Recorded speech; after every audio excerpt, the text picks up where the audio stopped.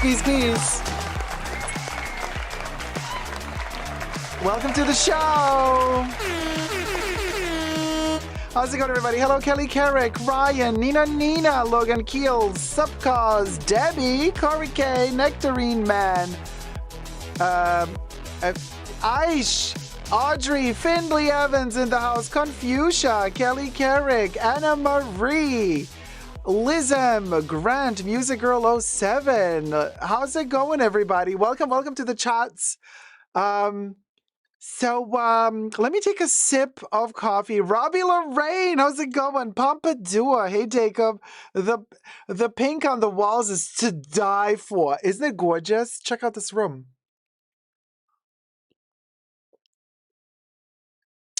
I have an announcement to make. I want to say hello to everybody on YouTube who's watching, and we are expanding. So read between the lines here. Apparently, all of the different platforms, algorithms, they don't like when you pronounce and say the words out loud. So we're just going to keep it algorithm friendly, and we're just going to say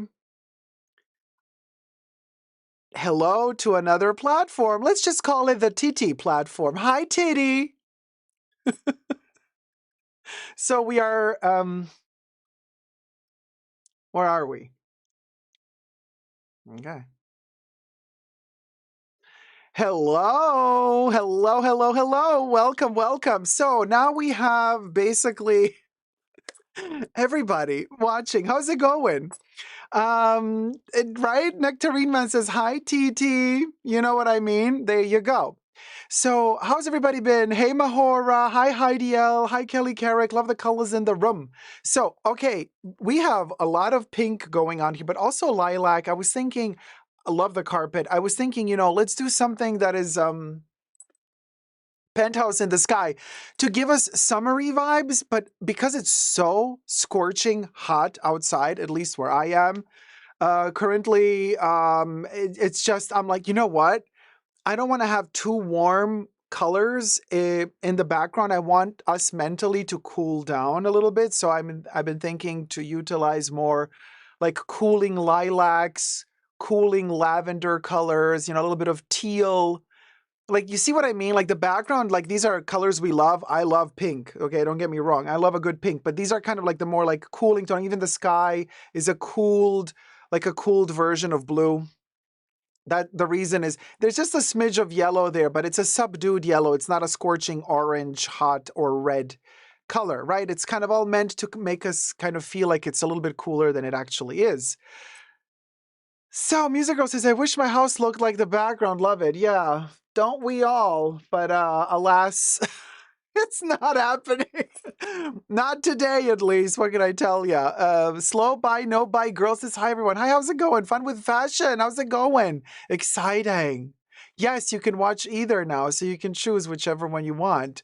So I have one heck of a show for you today. My hair is all over the place. The hair today is...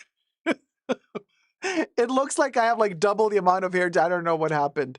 I think it's maybe slight humidity, so the hair kind of frizzed up. Oh my God. You guys, I was supposed to start streaming a little bit earlier, but somebody moved in somewhere nearby, and people should not have animals if they leave them at home alone. So this person apparently went to work. Everything I say in this live stream is for entertainment purposes only, not rooted in truths or facts. Everything's alleged, just my opinion. But this person went to work, and the little dog stayed home. And that little dog, I love dogs, okay? That little dog is hysterical, barking. And it has a very weird bark. It's not like a, woof, woof, woof. It's like a two-part bark. So it does a bark, like, how it did a da-da, like, woof, woof, woof, woof, doo-doo, doo-doo. It was such a weird bark. It sounded like an alarm. So anyway, figured out who it was, whose dog it is. The person has been called, took them over an hour and a half. Finally, they got back to the dog. They calmed the dog down. So the dog is okay. We'll go.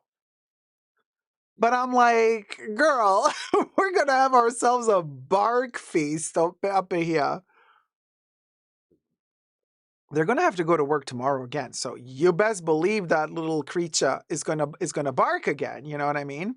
Oh, hi, Busta Nut and Debs over on TT. How's it going? You are the first two comments ever on TT, by the way. Debbie wins, and then we got TT, and then we got Busta Nut. So both of y'all's the first two to ever comment over on the other place. Yeah, Robbie Lorraine, I do think that the dog had a little bit of separation anxiety. But yeah. So anyway, hi Zeitgeist, hi Dacob. Do you know if Chanel will rise the price of Les Exclusives anytime soon? They will raise their prices latest in January, February of 2026. Because of the whole situation going on in the world at the moment, they might raise their prices earlier. And we're going to have to talk about Chanel price increases today in the live stream. So stay tuned. It's one of our topics. I don't know. Debbie, do you want to be a mod over on TT? You don't have to if you don't want to. But if you want to, I can make you a mod. Audrey says, oh, bust a nut, miss ya. How's it going? Hi, bruff. Yeah. Oh my God, finally caught you live. Love you. Hi, sweetie. How's it going? We're fighting for our rights over on TT. Hi, Swebi. Long time no speak. Hey, hey, hey. I don't know who's who anymore on TT, but no. You don't have to do anything, Debs. I'm just thinking, just to like warn off the trolls, if there's somebody who has a different logo on their name, maybe it's gonna kind of make people a little bit. You know what I mean? Yay! Oh wait, what? What's number 3? Number yeah, Subi. I used to watch. What do you mean you used to watch me on YouTube? Why did you stop? Wait, didn't you start your own channel? What gives, girl? Oops. Okay, I can't. Yeah. Now I'm gonna have to learn to not pronounce anything. Okay. I'm so lost in space, says Nina. You and me together. I have no clue what's going on. Here I go. Jen says, oh, I made another live. Love watching you, Jacob. Hi, here I go, Jen. How's it going? Oh my God. Okay. So should we start with a little bit of gossip? Because I know my ladies love the gossip. If you want to tip your host, there's the scan to tip the host. Thank you. India J, your hair looks good. Thank you so much. 5 foot nothing. Oh my God. FT, thank you. Thank you so much. Wow. Very generous. Sorry, I missed the live. 5 foot nothing. Let me add you to our disco ball because we'll go.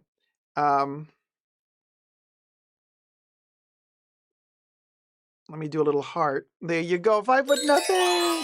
Where are you? Oh, there you are. Yeah, we have a disco ball from last week. Or from last week, actually, from the last stream. Love your hair, says Amethyst. Thank you so much. You guys, no, I did not curl my hair today. Okay, what I did was I washed it like I always do. And then shampoo, conditioner, right? And then I twirled it in a towel, which is also what I always do. Like I towel dry it first because my hair, look how long it goes. It's super long, okay? My hair is super long. Like drying this behemoth takes forever. So hi, Louie. Hi, Lucky Ladybug. Hi, Ludovina. So I twirl it. I kind of like towel dried first. And what I did different today, I twisted the towel like twice. Like I made my whole little thing on my head. And I left it on for like 20 minutes. Then I took it off, dried my hair. Then I twirled the hair again. And then kept drying it while it was twirled, like with a hair clip. I have my little Barbie hair clip. This one, literally. This is the one I used. And then I took off the hair clip and bam, it was just like this. Mind you, it's not like I changed anything in the process of how I dried my hair today because like sometimes I always dry it like this, but sometimes it just dries up like super flat and sometimes it gets curly. I think it has to do with the humidity because it's quite humid today. Quite humid today. So I think it has to do with a bit of the humidity, but I don't know. But anyway, so there's that. Okay, so look, I just want to say something. Thank you, Nina. Oh, thanks, guys. It's a lot, and I don't have, because my hair isn't really layered. Could be layered, but it's not. So if it were layered, it would be a little bit lighter. My hair is very heavy. because it's like all the same length, and it's huge. I mean, it's just right. So it's like, whoa, it's like a hefty thing. So if it were kind of textured and layered, it would maybe be more, it would appear more fluent or a little bit more voluminous. I don't know. It is what it is. This is all relict of the lockdowns. It's all relics of the 2000s, 2020, 2021, 22, 23, IYKYK. Now, in my last live stream, I was mentioning something. Oh, giving Pete Burns. Love me a good Pete Burns moment without the eye patch, in my case. So, last live stream, I mentioned something about the luxury ladies of TikTok. I don't know what. The luxury ladies of YT. IYKYK. The luxury ladies of YT. And how annoyed I am by some of them and their attitude and like how entitled they are, how out of touch they are, blah, blah, blah. Like the whole crying on camera. I'm so done. I'm so done with that crap, honestly. And of course, their viewers are very loyal. And they watch them and you cannot touch them. You cannot touch. They can do no wrong, in other words. Even though they keep doing wrong, they can do no wrong. So I had one of my viewers who also watches these other Oompa Loompas come for me. And I'm like, should we really start this like beef? Because we can. Look, the YT luxury ladies, just, you want to call the shots? Be my guest. Fire the first shot, baby. I would have, you know what? It's the best summer distraction for me. I would like nothing more than for you to go for the jugular, because after so many years of collecting receipts, I'm ready. Ammunition is loaded, honey. We can have ourselves a ball. For weeks and weeks and weeks, we could have ourselves a ball. I want to say hello to Chunky Shoes UK, testing it out, watching under Fun with Fashion on YouTube, and Chunky Shoes UK over here. Sorry, I have to learn to not say everything. I know. So Subi says, I'm not sure. I love. Subi, wait, don't you have your own channel also on YouTube? Okay, it's the first time we're doing this. Let the algorithm F me up if it wants to. You're speaking 2 seconds ahead over here than on YT. Well, what do you know? Hi, FA. Welcome for joining. And Sudsy Lux. Hi, everybody. So, okay. So, look, I'm learning. We're learning as we're going. And so somebody writes like, hold on, let me find this. And honestly, I'm thinking to myself, let me read the comment to you first. Okay. So, by the way, I love this lady. She watches my channel, so you know, she's been really super kind and fun all of these years, really. But she has some beef with me now, and she's a commentator. She says, if you are talking about who I think you are talking about,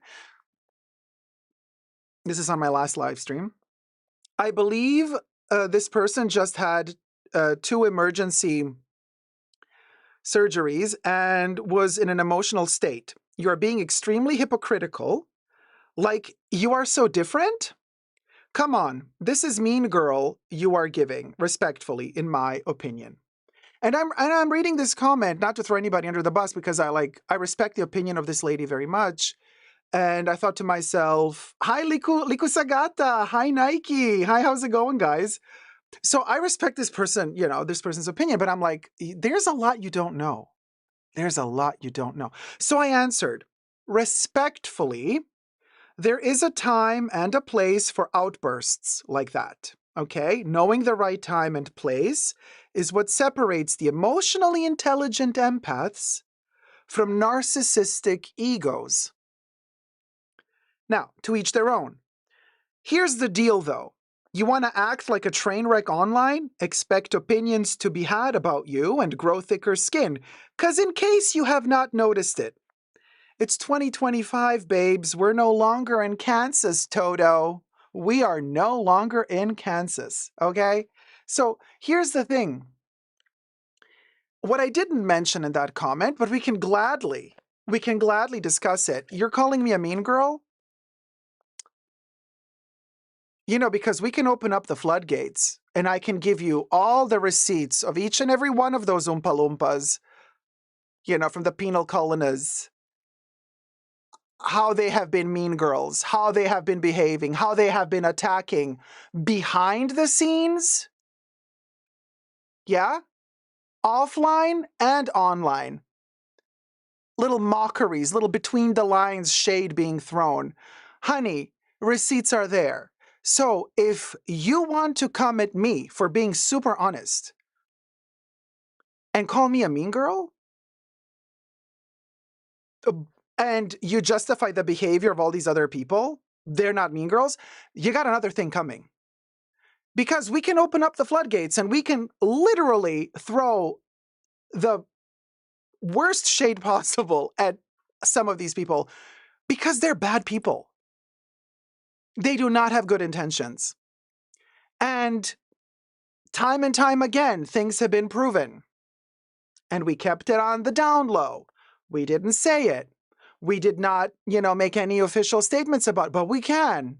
Okay? So you keep pushing. You keep pushing. And shots will be fired. And then what are we going to do? Because once the floodgates are open, honey, there's no going back. So be very careful. Tread very, very carefully. Decide your next shots very carefully. Because we can go there if you want to, okay? Now, having said that, I've also noticed other content creators also on the YT doing stuff like, oh, luxury is over. Well, I've only ever seen some luxury content creators like Sophie Shohich changing their direction. She did it first. Excuse you. You know very well you're lying. You know that that's not the first person who did it. You know very well that by ignoring who you should be crediting, you're just throwing more shade at yourself. So we can go there too. I'm ready. Let's do this. It's summer. I'm all a buzz. So anyway, Akolu, no, I am also responding to you here in YT. Hi, Iconic Make, how's it going? The audacity, right, Aish? Iconic Make. No, Akolu, this is how it works. Akolu, I have both chats next to each other, which is crazy. So I'm reading everything. For me, they're separate, but I put screens together. So I'm answering a little bit here, a little bit there, a little bit everywhere. So anyway, hi Noemi. No, YR7. Yes, sorry. Okay. Oh, yeah, Sutsi says, let's open the gates. I want to know. Well, this is my official warning to them. If they wish to proceed, they can let me know. They can send their minions if they're too scared to let me know themselves. They can send their minions, to comment shit on my channel, and then we can talk. Sure, let's do it. You want to do it? Do it. Fire a shot, baby. Lucky Ladybug, summertime under the shady tree. You best believe. Rebecca Sweeney, how's it going? Love watching the live stream while prepping for dinner. It's a perfect way to spend the late afternoon. I'm telling you, I'm offering you a midsummer telenovela, baby. You want some soap opera? I know, my ladies, you're getting ready for dinner or breakfast or lunch, depending which part of the world you're in. Louis, thanks for the membership. We getting closer to 69 babes months. Michelle yes, thank you. Thomas tipped $5. Michele, so pleased to catch Michelle. you live. I hope you're well. As always, thanks for your work. Thank you so much. Thank you. Let me add you to our disco ball, baby.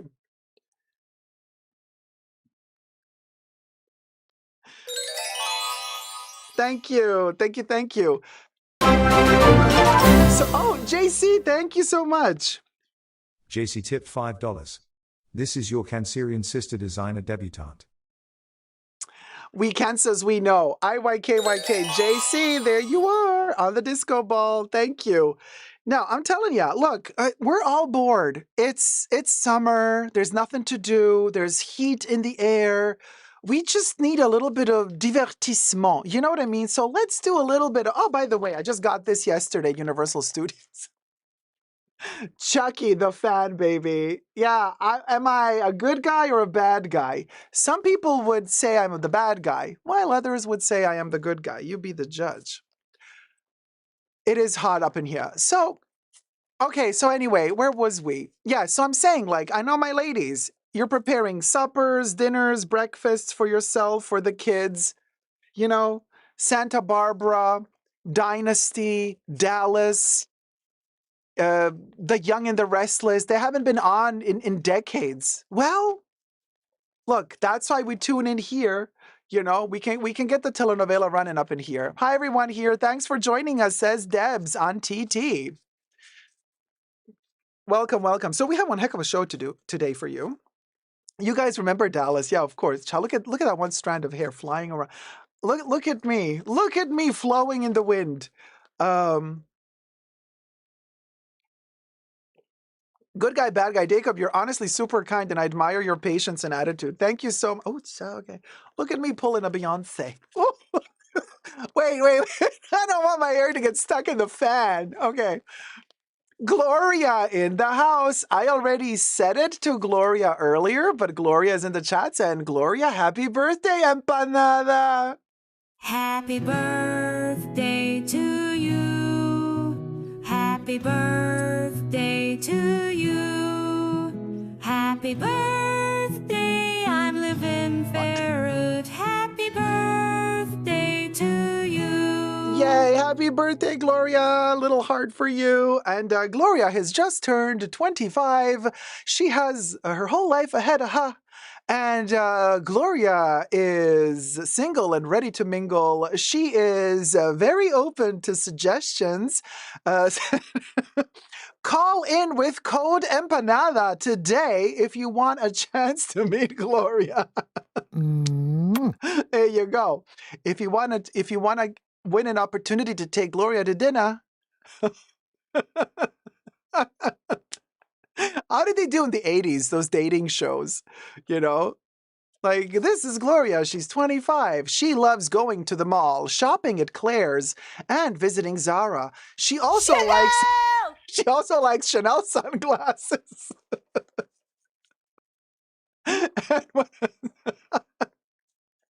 And if you want to meet up with this feisty little empanada, let us know. Drop a comment down below. There you go. Happy birthday, Gloria! Whoop, whoop, whoop. Lucky Ladybug says that many more beautiful birthdays. Gotta pass Debbie's approval first. Yeah, Gloria, of course. Debbie has to vet anybody before you date them, for sure. My hair, the curls are all over the place. But you see, then we get this and the green screen. They're not friends. My hair and the green screen are not friends. So there you go. Now, look, I have a topic we're going to talk about, and just like that. And we're going to also mention the Gilded Age and another TV show that just premiered, I think a very short while ago, on Netflix. And yes, I know, and just like that is on HBO, and this other show is on Netflix, and they are kind of competition. But you know what? They're still being compared for some weird reason. The Fashion Week says, do you know,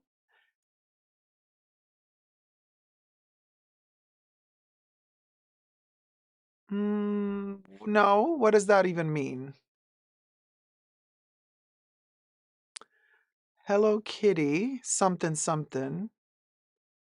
Wait, this is, I need to understand. I'm reading between the lines here. I don't know what I'm allowed to say or not. I need more intel. Yes, we love the Gilded Age. It's getting so good too. Yes, it is. Oh yeah, Luna Marinelli. You know, that's what I've been thinking about. HBO is struggling, girl, with Euphoria. Now this, yeah, no, definitely. But we got some news, okay? I am Confucian, Audrey. So am I. Here's the thing. Arabi Meow on TT. Oh, hey there. You are on TT. Going back to YT. Period, okay? So Sarah Jessica Parker. All right, let's film this. By the way, whoever is watching us on TT, I do film segments in betwixt and in between the takes. This is why kind of the energy shifts from time to time. It's a whole system. But if you were on YT, you would know, because I've been doing it for years. Okay, so here it goes. Oh, how people always claim to first for fashion use. Oh, yeah. Fabulous, isn't it? Okay, I don't even see if it's recorded. Okay, so everything is changed on. I see it. I see it. Okay. So, so you guys, we got news about And Just Like That, the cancellation. So yes, we spoke about And Just Like That after season 3, it's going to get canceled. HBO is going to cancel it. So, or they have allegedly announced, no, they have announced that they're canceling it. But everything I say in this video is for entertainment purposes only, not rooted in truths or facts. Everything is alleged, just my opinion. So what happened was on Substack, there's somebody who's alleging that they know some insider information about what went down at HBO and like how Sarah Jessica Parker really feels about this cancellation. Because mind you, in my last video, we were talking about the fact that Michael Patrick King, who's the showrunner of And Just Like That, co-writer, he directs some episodes as well and is apparently friends with Sarah Jessica Parker. Although how much longer is he going to be friends with her? We don't know. But here's the thing. So apparently, this person on Substack alleges that Sarah Jessica Parker had no clue that they were canceling the show. Furthermore, even though Michael Patrick King wants us to believe that they went into season 3 kind of knowing that it's going to be the last season, hence why they want to give us 2 episodes more than usual to make a nice little wrapping up and finishing the show fully, okay? Turns out that apparently Sarah Jessica Parker had no clue about this. According to the Substack, they claim that she was so shocked. They called her in. Like, basically, this article claims that she thinks she brought HBO billions of dollars, millions of dollars with the franchise, with the Sex and the City franchise / And Just Like That, all of the, commercial sponsorships, endorsements, brand building, all that good stuff. And apparently, allegedly, she was called into a meeting where they did not have a conversation with her, but rather allegedly just told her, it's over. We're done. Thank you very much. We're done. This is not a conversation. This is not open up for debate. This is not a negotiation. We're done. So she was like, according to this article, shocked because she had no clue. According to this article, also, she was already working on plot lines for season 4. According to this article, she was already working on casting ideas, who to cast next for season 4. She was allegedly also working on other brand endorsements, deals, building the franchise, building the whole brand up for season 4, when they just told her, like, no, we're done. This is not a conversation. This is a statement. Girl, bye. So, article also claims that while she is in the public eye acting all demure about it, being very, writing her little shtick goodbye to Carrie on her Instagram and stuff like that, allegedly behind the scenes, she is furiosa, baby, and almost like Mad Max furiosa, okay? She is all over the place, apparently. Angry, honey. Isn't that interesting? Now, the question, this begs the question, allegedly, of course. And who wrote this on Substack? Let's credit the person.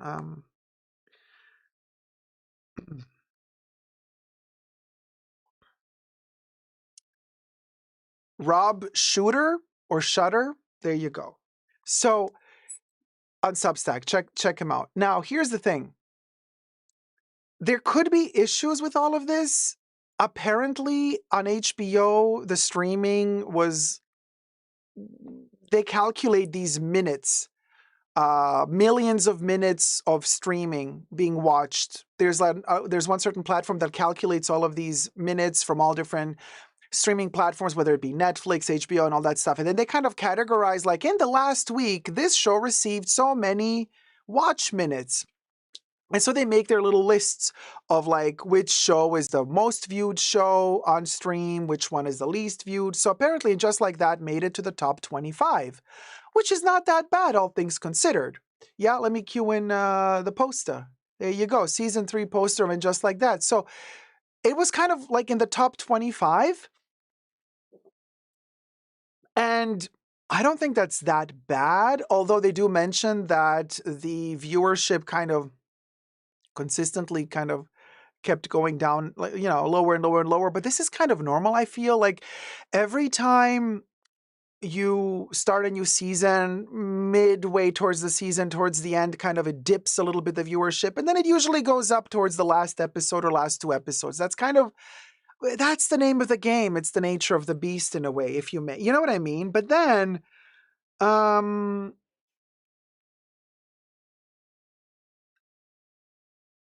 this is the shocker. I don't know how many of you have been on Netflix lately, because there is a show that just launched that is also about women. And many of the women in the show are married. Actually, all of them are married. I know that and Just Like That, most of our ladies are no longer married, but some are. But there's this new show that apparently now swept over And Just Like That's popularity. So I had to check it out. Now, and I did. I watched the first episode. Boy, oh boy. Okay, so has anybody watched Hunting Wives on Netflix? The Hunting Wives. Sex, lies, and loaded guns. Okay, I started watching this show and I thought to myself, oh my God, they did not have a big budget. They did not have a big, because I'm not really liking the camera work. I'm not really liking the writing. I mean, I honestly prefer Just Like That over this, but I am only 1 episode in, so let me wait till I start judging this. Intrigue. This is all in Texas, honey. The ladies are, let's just say, they love kissing each other. They love playing with each other. They love shooting at each other. I'm like, okay, 2025. This is 2025. Yeah. Don't you just love the diversity of the cast? Lucky Ladybug says, oh, my Hunting Wives. I loved it. I wanted more. There you go. Well, look at that. Yeah. So anyway,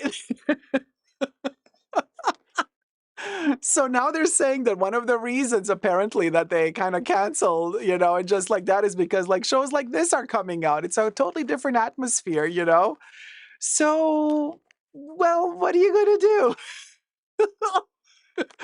It's kind of hilarious. Now, also another competing show, this time on HBO, is The Gilded Age. And Cynthia Nixon is on The Gilded Age. Coincidentally, as we were receiving information, oh, by the way, you like my Chucky fan? As we received the information that And Just Like That was canceled, shortly after that, HBO announced that they are going to prolong The Gilded Age. They have renewed The Gilded Age for another season. So The Gilded Age with Cynthia Nixon is like, yay, we're going into another season. And then And Just Like That with Cynthia Nixon is like, oh, yay? Oh no, we got canceled. So I guess Cynthia Nixon gets to work with HBO another day while the other ladies don't. So what is your thought? I mean, do we believe any of the rumors about these insiders telling us that Sarah Jessica Parker actually had no clue that they were really going to cancel the show? Or do you think she actually knew? Is there anything to these rumors? What do you guys think? And also, I know that there's a lot of people that have been hate watching this show. Like, I get it. I hear ya. A lot of people have been very vocal also under my videos saying, you don't like the show, you don't like the writing, you don't like the fact that Kim Cattrall is gone. I hear ya. I totally hear ya. Everybody has very mixed emotions and opinions about this show. People are very strongly, like, if you really take the time to read the comments under my videos about And Just Like That, you're going to notice some people are really vehemently against this show. But there are also people who are very, very sad to see this show go. So I wouldn't really say that this is just unilaterally all across the board, everybody doesn't like this show.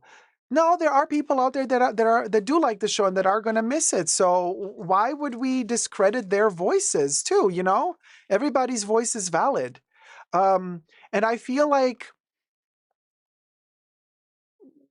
and just like that was just getting into something better, a better situation, better storylines. It was just kind of waking up and starting to look a little bit more like Sex and the City. You know, now that we're in season 3, episode 10.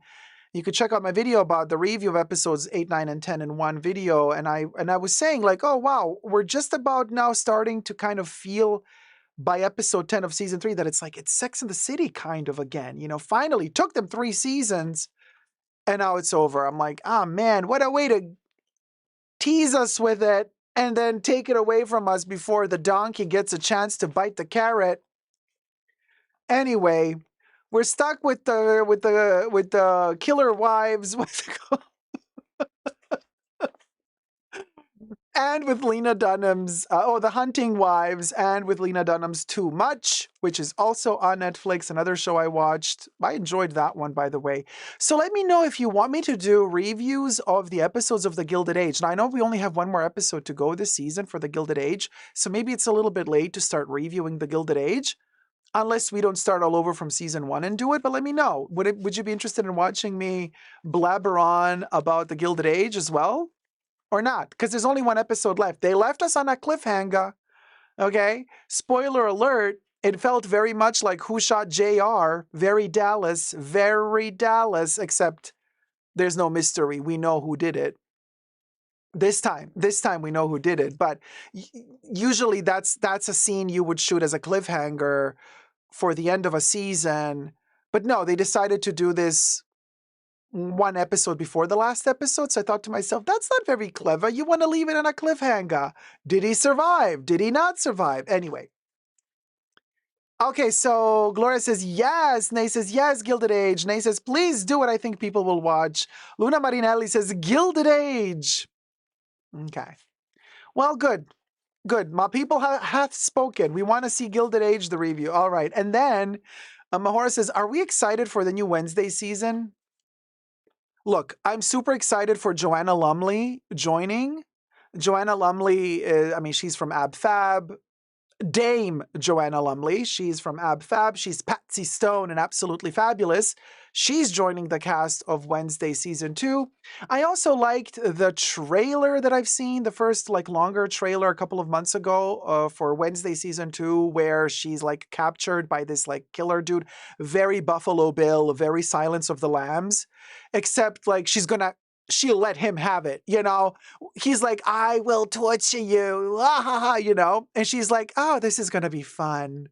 Oh, this is going to be fun. Give me your best shot, you know? And then she, of course, Wednesday, of course, creeps the hell out of this guy. This was, by the way, in the trailer, in the teaser / trailer, so it's not a spoiler. Because they've officially posted it 2 months ago. So, yeah. Yeah, am I excited about Wednesday season 2? Not as much as I would like to be for some reason. I love Jenna Ortega, don't get me wrong. I'm really sad that she left the Scream franchise. I thought she was really cool in Scream. But it is what it is, you know? What I am, however, extremely excited about is that they are shooting season 3 of The Comeback with Valerie Chase. Now, that's a show that I am waiting for. I am so excited for The Comeback season 3. I cannot tell you how excited I am to see The Comeback season 3. I have no clue when they're going to air. They just posted a teaser a couple of weeks ago. And Valerie Chase was just doing her shtick, you know. Man, but can't wait for The Comeback. So there you go. Let me know your thoughts about the cancellation of And Just Like That. And would you like to see a Samantha Jones spin-off? And do you think, is Carrie going to travel to London in the last 2 episodes of season 3 of And Just Like That to meet up with Duncan Kincaid? And maybe with Samantha, who's now living in London. Wishful thinking, I know. Let me know down below. Love you loads. Never give up on love. Bye. Subscribe. So, okay, you guys. Ooh, cha. So hot. So welcome to the show, everybody. Loved The Hunting Wives. We need a season 2, says Tat. But don't you think that the camera was a little bit... I just felt the cinematography was kind of cheap. At least in the first episode. It all felt a little bit... Didn't have the depth. It didn't have the depth. Big is alive and he's Oh yeah, he's shacking up with Samantha. Tat, I would love that. Honestly. In other news, Chanel has been hacked. Let's play the breaking news segment.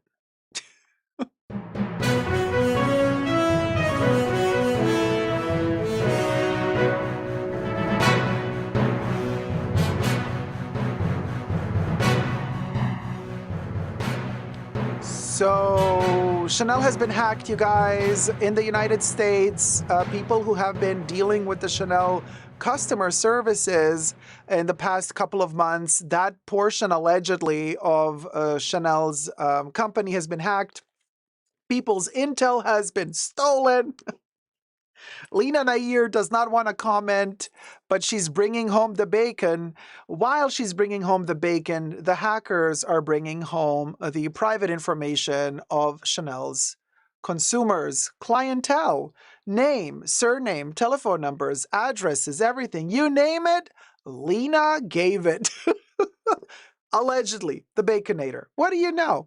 So if you are one of those people that has been notified, because apparently Chanel did notify, as per their statement, they did notify the clients that have been, whose information has been leaked.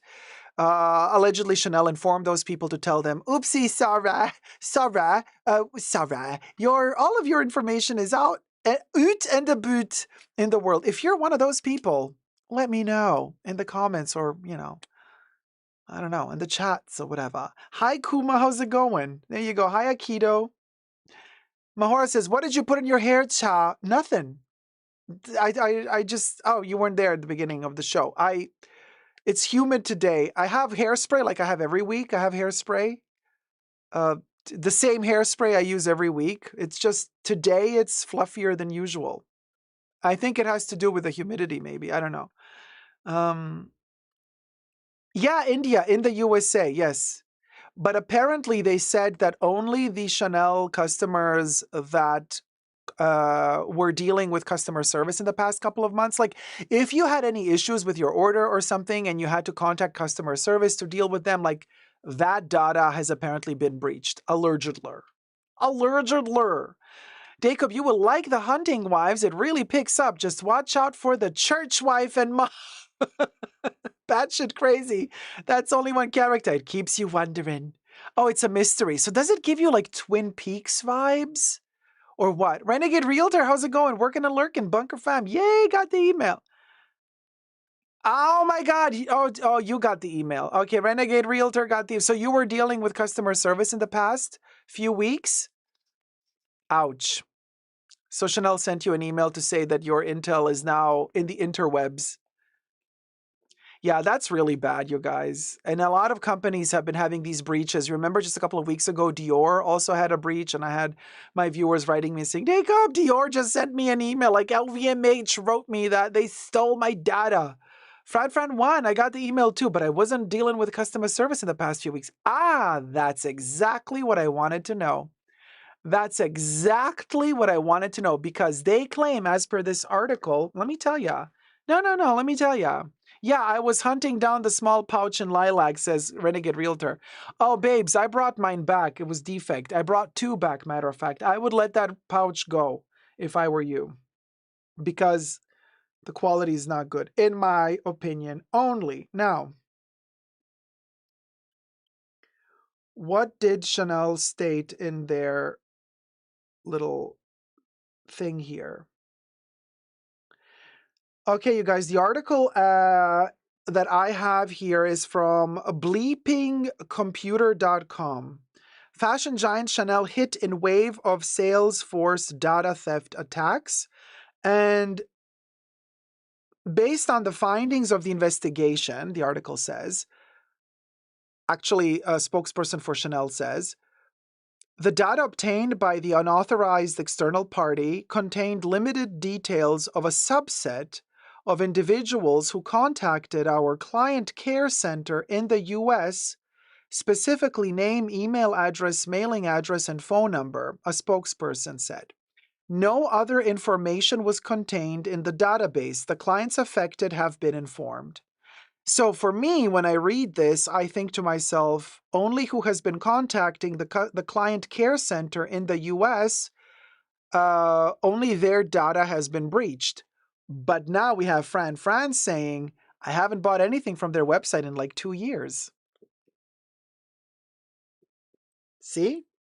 This is why you have the fashion bunker, because we then get to the bottom of stuff like this because corporations try to tell us, oh, it's nothing to see here, nothing to see here.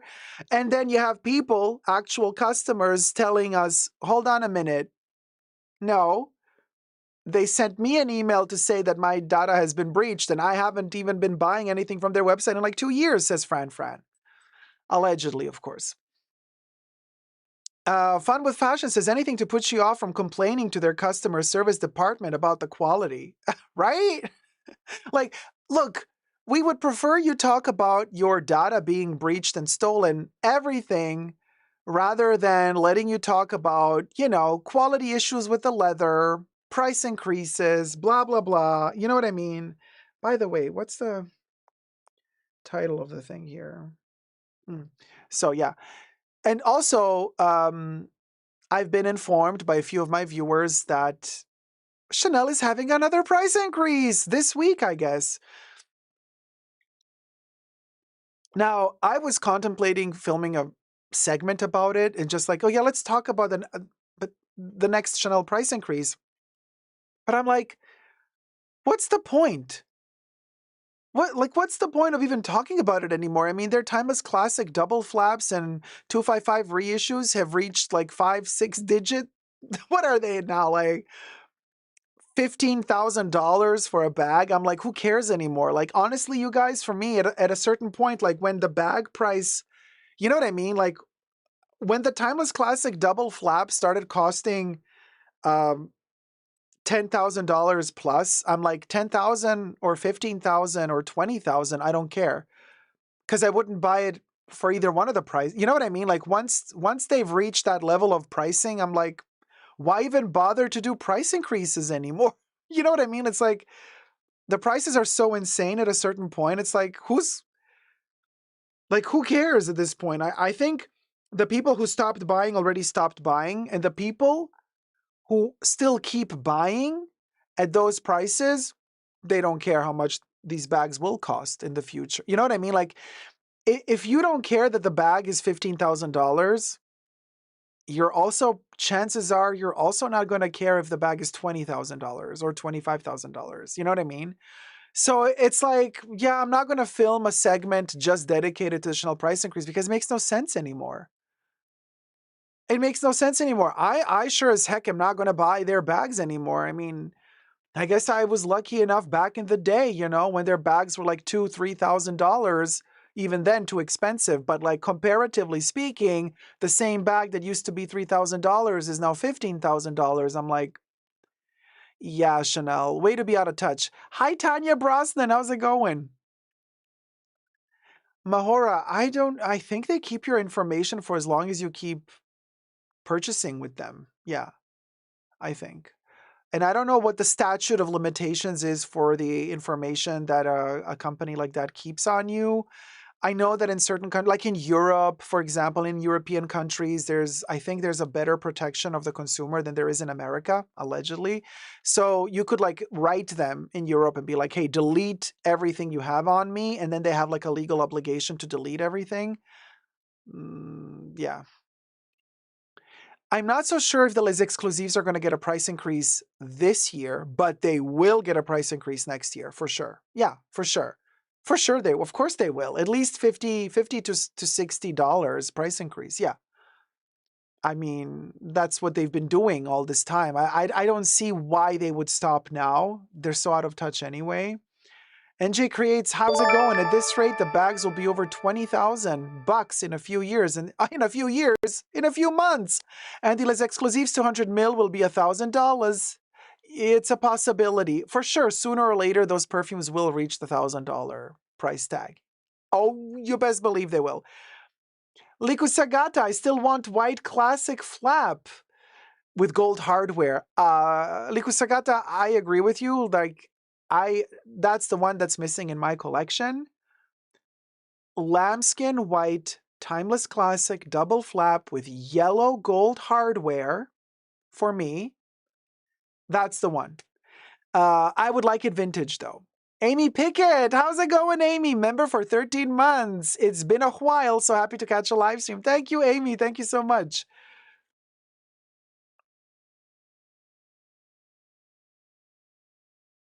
Oh, interesting. Thumb up the live stream, bitches. We got 335 likes on TT and only 166 likes on YT. Boy, oh boy, if this keeps on going, I might just stream only on TT from now on, huh?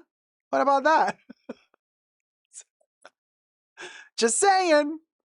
Just saying. That's interesting. Whoever is your decorator needs a raise. Love in the background. Thank you, Akulu. It's AI generated, of course. I know you're joking. Oh, yeah, Tanya. Actually, Tanya Brosnan says, I'm expecting Chanel to exceed Hermes in price point soon. No. Tanya, they already have. The Timeless Classic in Europe, the Timeless Classic double flap costs more than a Birkin. We're talking basic Birkin, Togo leather, your regular either palladium hardware or gold hardware. I'm not talking exotics here, okay? We're just talking Togo leather, Birkin, 35, the one that I have. The Timeless Classic double flap in lambskin or caviar leather costs you more than a Birkin.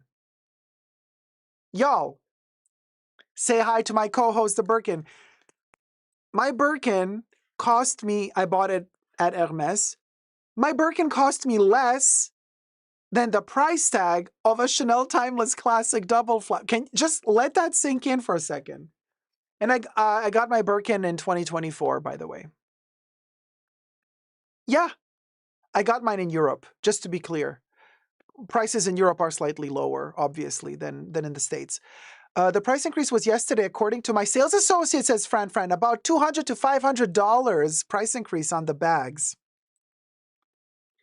Y'all, can we just talk for a second? Oh, hi, Shikma Bonfil. Oh my God, looks so much better. Hey. Shikma is on TT right now.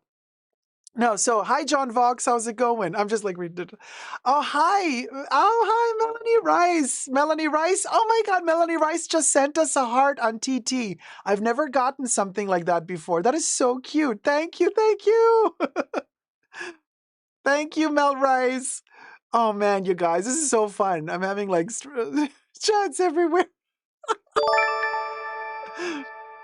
Oh, Tanya Brosnan, thank you for becoming a tier 2 member, sweetie.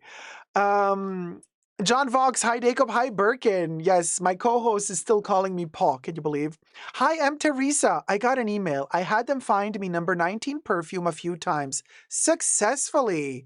I have recorded a few unsolicited texts that I haven't opened a reply to. Ah, there you go. So you got the email. Uh-huh. Yeah. Man, I'm so sorry, Teresa. I'm sorry that that they snatched your information. That's such a violating feeling. I really don't like. Ooh. You know when hackers just have all your intel, they know your name, your address, your phone number. Oh my God, I'm so sorry. I'd rather wait for Hermes. The quality is worth the price, and wait. Here I go again. Currently, at the moment, given the circumstances, I agree with you. Just in my opinion, of course, right? And Nay says, how many viewers on TT? I'm just curious. I'm so happy for you, Jacob. Thank you, Nay. So I don't know. I can look. I can try to find out. Fun with Fashion. Didn't they put out a statement the other month to say they were pausing the price increases this year? Yeah. Actually, they did, but then they canceled the statement because they were also saying that, again, soaring prices, tariffs, this and that, blah, blah, blah. We might have to increase the prices. But they did mention September. Why did they already do it in August? I do not know. Satsi Lux says, TT, happy you're here. Oh, I'm so glad that TT's happy I'm there. Well, look, I'm trying out something new. Give me some love. You know, if you want me to keep doing the TT, I can. Otherwise, you know. Hey, Melanie Rice popping over to YT. Melanie's like, hey, Dacob, watching on TT as well. Yes, I see you on both sides. So honestly, I checked, like I was hysterically checking the prices, the Chanel prices of the perfumes, because that's the stuff I love. You know, I love their perfumes still to this day. Super, super, very, very much. And they did not increase the price of their perfumes. I checked immediately to see, like, did they up the price of their perfumes? But wait, guys, when did the bag prices go up? Did they go up today or a couple of days ago in the States? Because otherwise, if they went up today, maybe the perfume prices went up today too. I'm going to double check just now. But first, Tanya Brosnan says, I'm not on TT. Do I have to be on there too for the streams? No. It's fine. You're fine because I'll be... No, you're fine. You're fine, Tanya. You're fine. Hey, Sylvia, how's it going? Mother Dacob. Hath, doth, arrivetheth. Yeah, just here's fine, like Debbie said. And so what were we saying? Oh, yeah. So guys, when did the bags go up in price? Was it today or was it yesterday? Because so in Australia, they went up a couple of days ago. And so here, I think they went up to, oh my gosh, you know what? Let me check. No, let me check because don't tell me the perfumes went up in price today. I hope not. Okay, I am checking. Oh, yesterday? Oh my God. Okay, hold on. If the price, okay, so let me check Les Exclusives. No, same price. Yeah, still same price. $350 for the 75 ml. I know in America they cost more than in Europe, $350. And $540 for the 200 ml bottles. Here's an empty one for you. I never throw away my empty Chanel bottles. I keep everything like a good Chanel hoarder that I am. Okay? Mugay. So $540 plus tax, baby. 200 ml bottle, you know, in LA, in Cali, it's going to cost you around about $600 after tax. Let that sink in. They're around about 400 something euro in Europe at the moment. So that's like almost $200 price difference. That's a huge price discrepancy. Okay, so Les Exclusives did not go up in price. That's good. Let me check the regular perfumes. Like, let's see number 5. And number 5, no, same price. Online, at least, same price as before. Okay, so their regular perfumes and their Les Exclusives, at least in America, did not go up in price. Somebody can also check if they've upped the price in Europe. I don't think they would. They might have, you know, to harmonize prices worldwide. They might have upped the prices in Europe to make them closer to the US prices. But so, okay, so yesterday was a Chanel leather price increase, and probably they also increased their costume jewelry prices and probably the clothing as well. Fran says the medium timeless classic double flap is now $11,300. Y'all.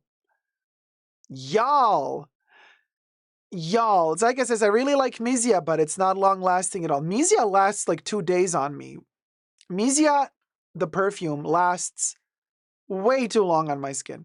And also on clothing, it lasts even longer. Robbie Lorraine, wow, talk about tone deafness in our day. Even MIM is trying to look like she's less tone deaf. That won't last long. MIM? Y'all, I just don't see MIM being humble. That's not her brand. Her brand is not being humble. That one video she shot with her family where I'm like, why is she doing this? This is so cringe. You remember that video years ago that she went to a thrift store or something with her family and they were like choosing cheap outfits for each other at the thrift? I'm like, MIM, what are you trying to do? Relatability? Yay, way to go, girl. That video was hilarious, by the way. Oh, Mim was talking Tory Burch. Okay, good for her. Yeah, okay, so that's Mim's version of being relatable. Let's make a video about Tory Burch for once, before we continued our regular scheduled broadcasts where we unbox a Birkin a day. Let's squeeze in a Tory Burch in betwixt and in between to appear more relatability. You know, Mahora's like, you know, she threw that shit out. Kari's like, didn't she just buy Hermes in Beijing? I don't know. I lost track. Look, Mim's new Birkins is like Chanel's price increases. You just lose track of it. At a certain point, you just don't know anymore. Like, oh, is there another Chanel price increase today? Oh, did Mim just get another Birkin? I don't know. It kind of all meshes and blends in together into one big cloud of confusion, you know. So there you go. Oh, really? She switched her tote bag to a tote bag by Marc Jacobs. Our humble Melbourne queen. Oh, our humble Melbourne queen. It's the simple life, you know. It's the simplicity of it. It's the humbleness of it. Yes, very relate. We can relate. We can relate. You look poor. Yeah. I mean, I'm sorry, guys. I know people come for me and say, like, how dare you throw shade at people we love to watch? I'm like, I'm sorry, I don't take it seriously. It's just stupid videos about bags. Give me a break. If you can't laugh about yourself, then maybe your skin is not thick enough for social media to begin with. So, you know, Tanya Broslin, but that's the joke. It's not like Marc Jacobs is that affordable. And it's also not that Tory Burch is affordable. People are really struggling, you guys. Like, come on, let's be real here. You can't just sit down and tell me, oh yeah, Marc Jacobs, oh, that's the cheap bag. No, it's not. I'm sorry, you guys, it's not. I'm sorry, it just isn't. I mean, you might be brainwashed because you think, well, a Chanel bag is $12,000. So yeah, of course, a Marc Jacobs bag for $200 or $300. Oh my God, it's a steal. No, it's not. No, it's not. $300 bag is still super expensive. Please, people. Like, come on. Get back to the ground for a second here. No, it's still super expensive. So, you know, just to be very clear, like we can sit here and laugh about these bags and all that stuff, but don't you for a second think that, oh my God, Dacob, you're so out of touch because like, oh, what are you saying? No, I am very well aware that a 200, 300, 400, 500 bag, Jackie says 500 is still expensive. Jackie, 200 is still expensive. Are you kidding me? You guys, where's my bag? I just got a bag a couple of months ago at Walmart that I love. Now, you see here, this one. You know how much I love this bag. I tell you all the time. Hashtag not sponsored. This little mesh summer bag, I love a good maculato animalier print. I got it for $6, $6.50, $7. Even at $7, I would not tell you, oh, that's a cheap bag. I respect the dollar. I respect even the $7, okay? But I'm like, this is the bag you get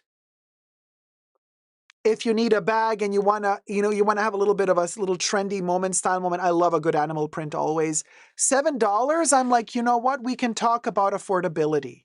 $7 is still a lot, but at $7 for a bag, that's where I can accept somebody saying the bag was $7. I think it was relatively affordable. Then I could say, yeah, I would agree.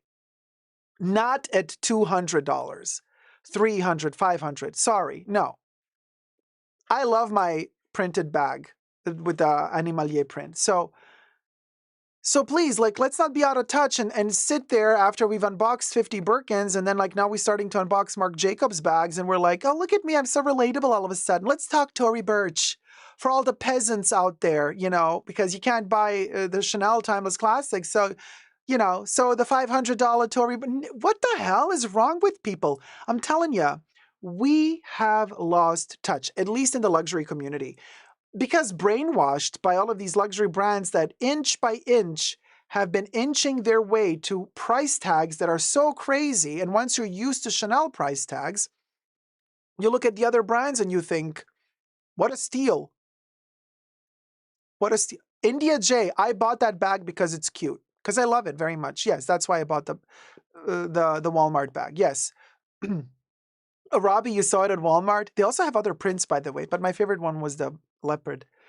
But people do live in their own bubbles, Tat. Yeah. I guess I'm coming back to YT, says Shikma.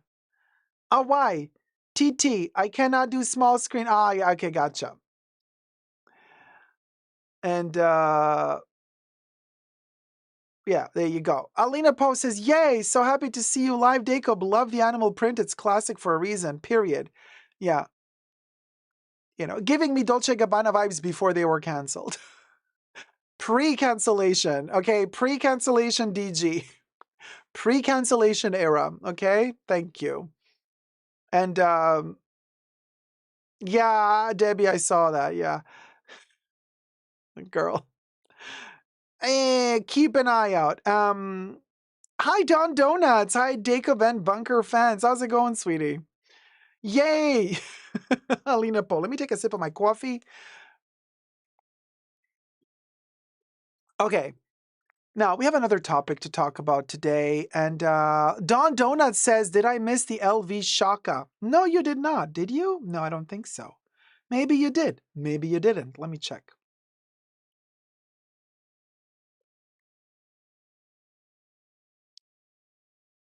Sorry, I'm just trying to figure out something because here I filmed a topic earlier. And okay, we're getting that settled. Sorry, guys. It's been a week, you know, and we've streamed already a couple of days ago, so it's like, woo, the energy, you know. Ah, yes. Louis Vuitton shocker. But before we get to the Louis Vuitton shocker, is Mahora with us? Mahora, are you with us? Oh, Pensée depuis mon balcon says the popular bag in Paris right now is the Trader Joe's clothes tote bag. Really? Trader Joe's? Do you have Trader Joe's in Paris? Where's my Trader Joe's bag? I have one here usually. I usually have one. Well, I don't know where it is. I have my little Trader Joe's. I don't know. It's somewhere else now. Mahora, darling, I have very sad news for you. I have really sad news for Mahora. Breaking news.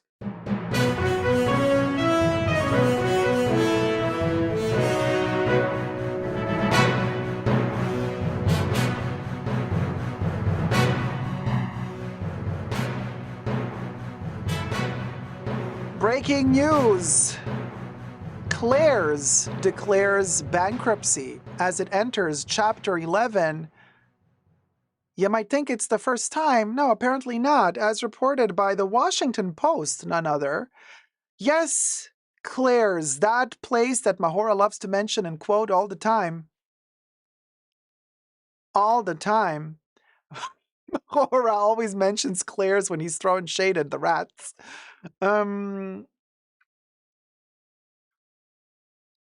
Facing pressure from tariffs and shoppers moving online, it's the second time the retailer has filed for Chapter 11.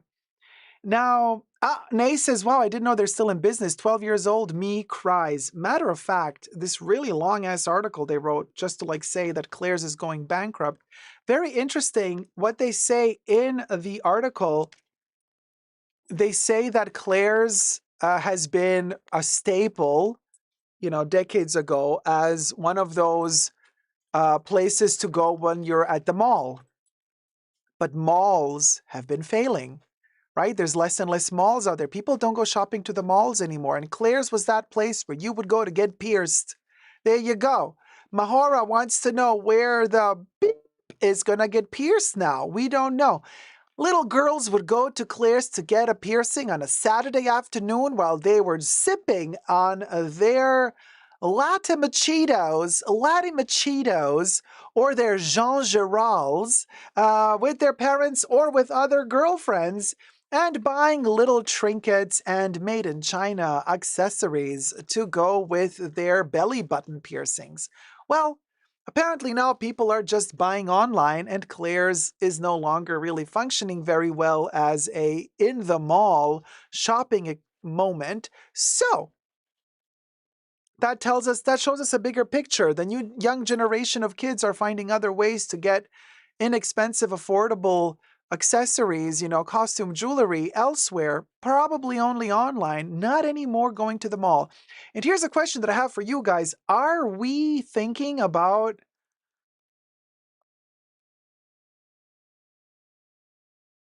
I don't know, like what is the next brand if Claire's is gone?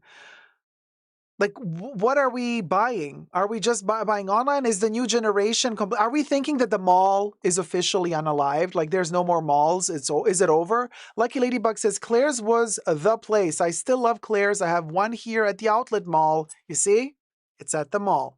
That's an icons for Gen X. Rest in peace, Claire's. Telling ya, my mom and I got our ear pierced. My favorite little place. Wait, why am I? What's up? Hi, Madame Ross on TT.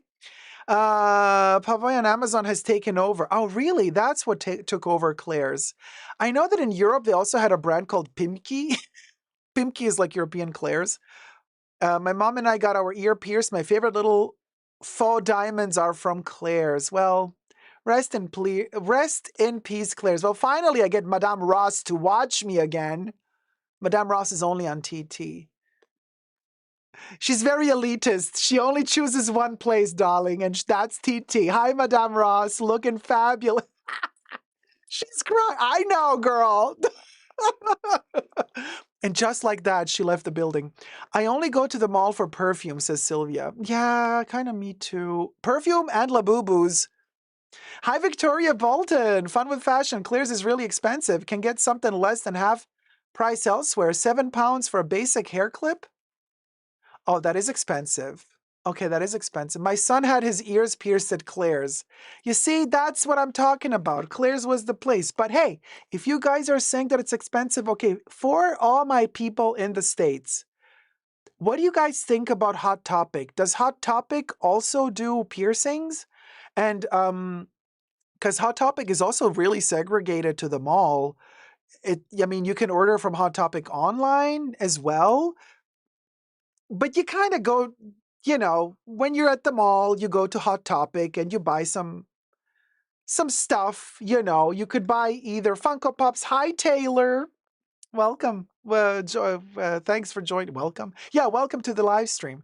And, you would go to Hot Topic to buy some, branded stuff like Hello Kitty, Elvira. They have like Care Bears, Sailor Moon. They have like Barbie, like all of these things that are like kind of branded, like licensed products, licensed IPs, and then they're put on T-shirts, on accessories. I think they also sell Loungefly.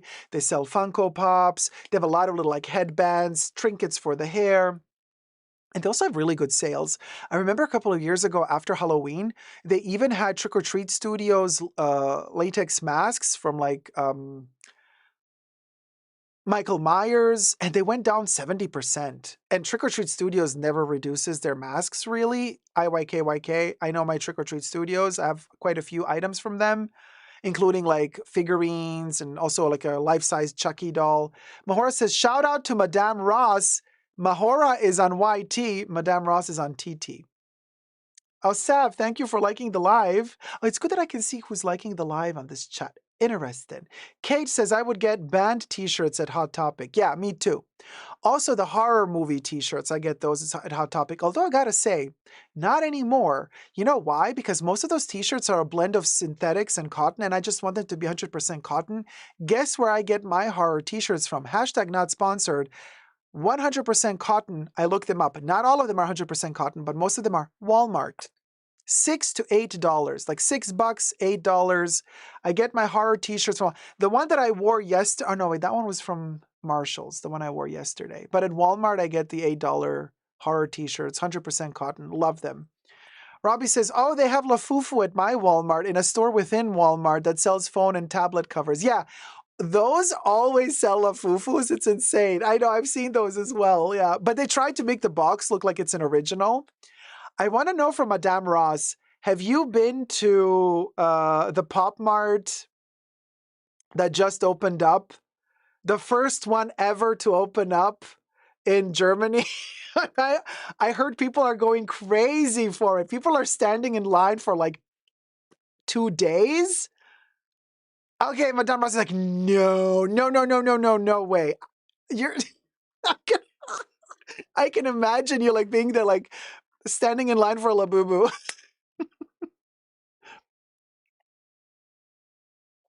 Oh my God, terrible, right? It's funny. D, hi D. Oh my God, Hot Topic and Claire's were my go-to in my teens. Well, Hot Topic, for now, is still available and they still have really fun stuff. Also, they sell books in there as well, like pop culture books. I remember a couple of months ago, I went into Hot Topic. It was City Walk at Universal. They had the Barbie book from the movie with all of the clothes and the fashions like Versace, Chanel, Vuitton, Manolo Blahnik. All of the photos of all the outfits that Margot Robbie was wearing are in the book. It's just that they charged like $70 for the book, and then I found it on Amazon for like $25 instead. So of course I didn't buy it at Hot Topic. Sav says, encourage more viewers to share. Oh, okay. Oh, thank you. Okay, so Sav shared the live. Okay, how does it work on TT? You can encourage people to share. Encourage more viewers to share. Hi, people from TT, share this live. Let's see if we can get more people to watch us. And subscribe to my TT account. I just started streaming for the first time now. I'm just a baby here. And thank you so much, Sav. I had no clue that you could share a live on TT. You know me, says Madame Ross, but you know what, Madame Ross? I would totally see you decorating your Kelly with a Labubu. Hear me out, girl. Hear me out. With a Labubu, but you buy that Labubu a vintage-looking 50s outfit. They make them. They make vintage-looking 40s and 50s little outfits. You can have the Labubu wear a little 40s outfit just like you, and you can put it on your back. Come on, girl, that would be cute. Stop, says Madame Ross. I'm not joking. They really do. They're super cute. They're not official. They're not official outfits. Like, okay, Santa. Yeah, right? They're not official outfits. I can hook you up.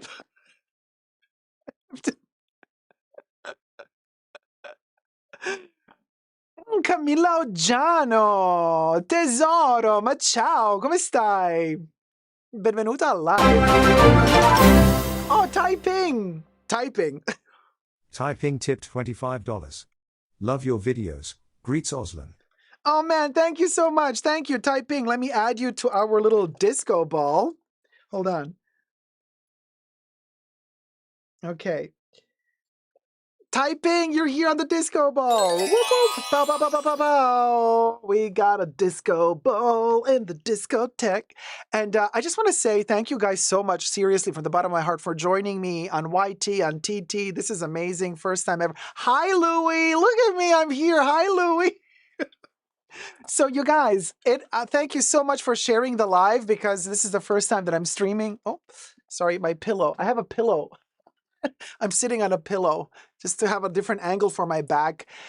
Look, I've had issues with my back lately because I don't kind of sit. My posture is terrible. I'm not going to sit here lie to you.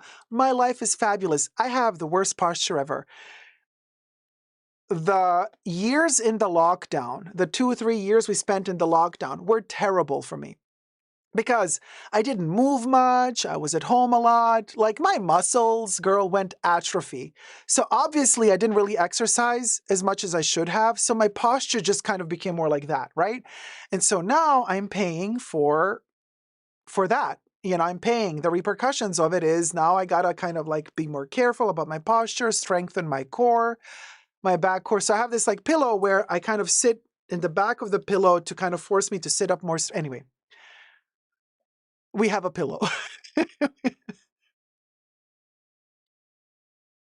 What's going on? Okay. So Finley says, Walmart. I used to get brand tees at Hot Topic back in the day. Me too, Sophia. And also zip-up hoodies. One of the favorite zip-up hoodies I got from Elvira was from Hot Topic, but then Elvira struck a deal with, I know they're kind of canceled, a lot of people don't like them, but Doll's Kill.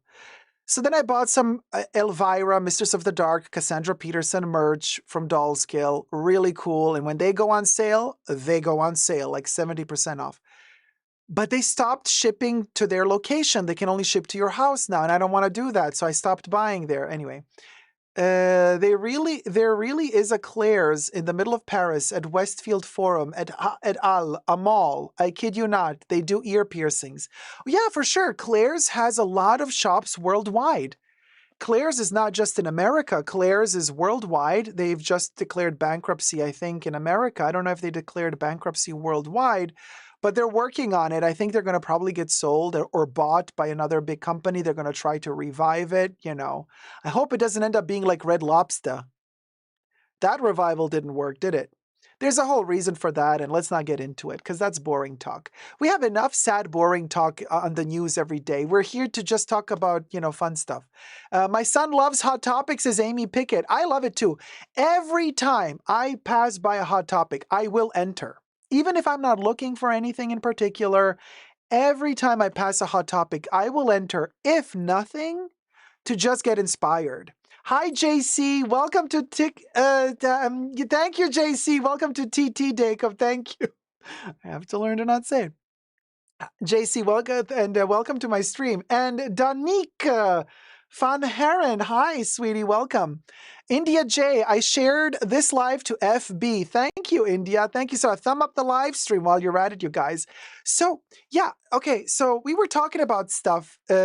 Do your core exercises, Dacob, says India J. We have a pillow situation. Yes, here I go, Jen. Oh, Robbie says, I saw Lafufu that is holding McDonald's French fries. I still love my little Munchkin McDonald's pumpkin pail. Okay, nothing beats this. And in fact, the Labubu can hold it, I think. I have my little Chanel dressed Labubu. Okay. You want to go trick or treat? Oh my gosh, you want to go trick or treating? Hold on, let me see. Because you can turn their little arms.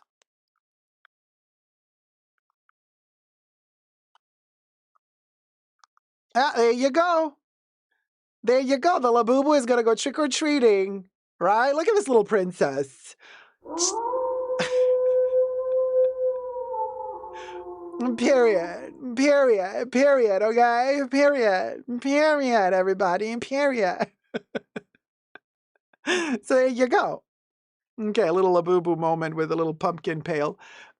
Trick or treat in this weather, says Gloria. Look, it's never hot enough for me to eat candy, okay? To go buy candy, but also cake, donuts, you name it, I'll eat it. If it's sweet, I don't care how hot it is.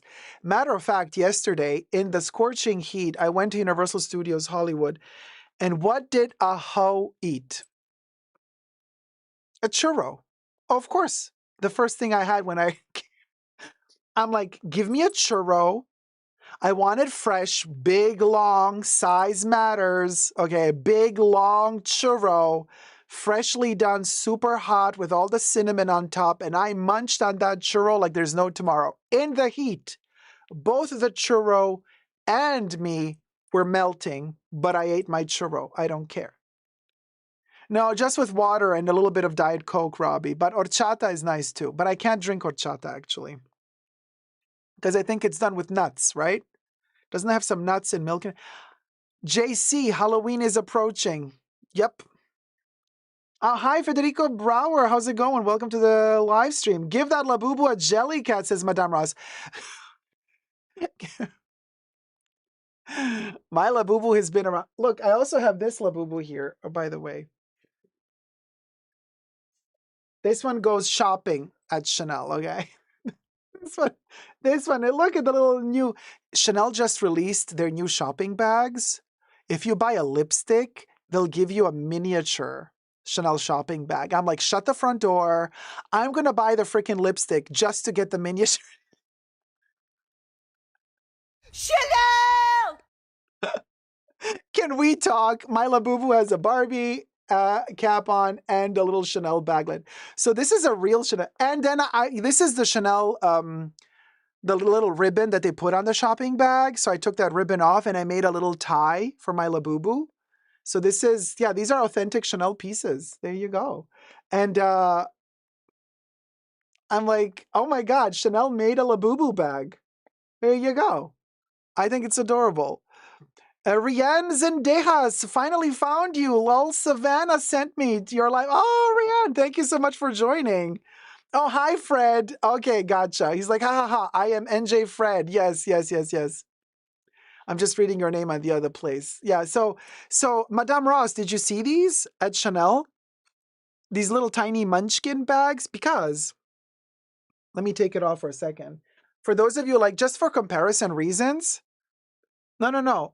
You guys, just to be very clear, this used to be the smallest Chanel bag. This is the little shopping bag that they give you if you buy a lippy, a nail polish. You know, I have here nail polish. Like if you would buy like a Chanel nail polish, like, you know, this is the bag that they would give you for a tiny little thing. But now, shrinkflation, but this is an example of good shrinkflation. This is the new miniature bag. This is the new smallest bag they make. I think they're amazing. Look at the difference in size. Like this used to be the smallest Chanel bag, but now we got this.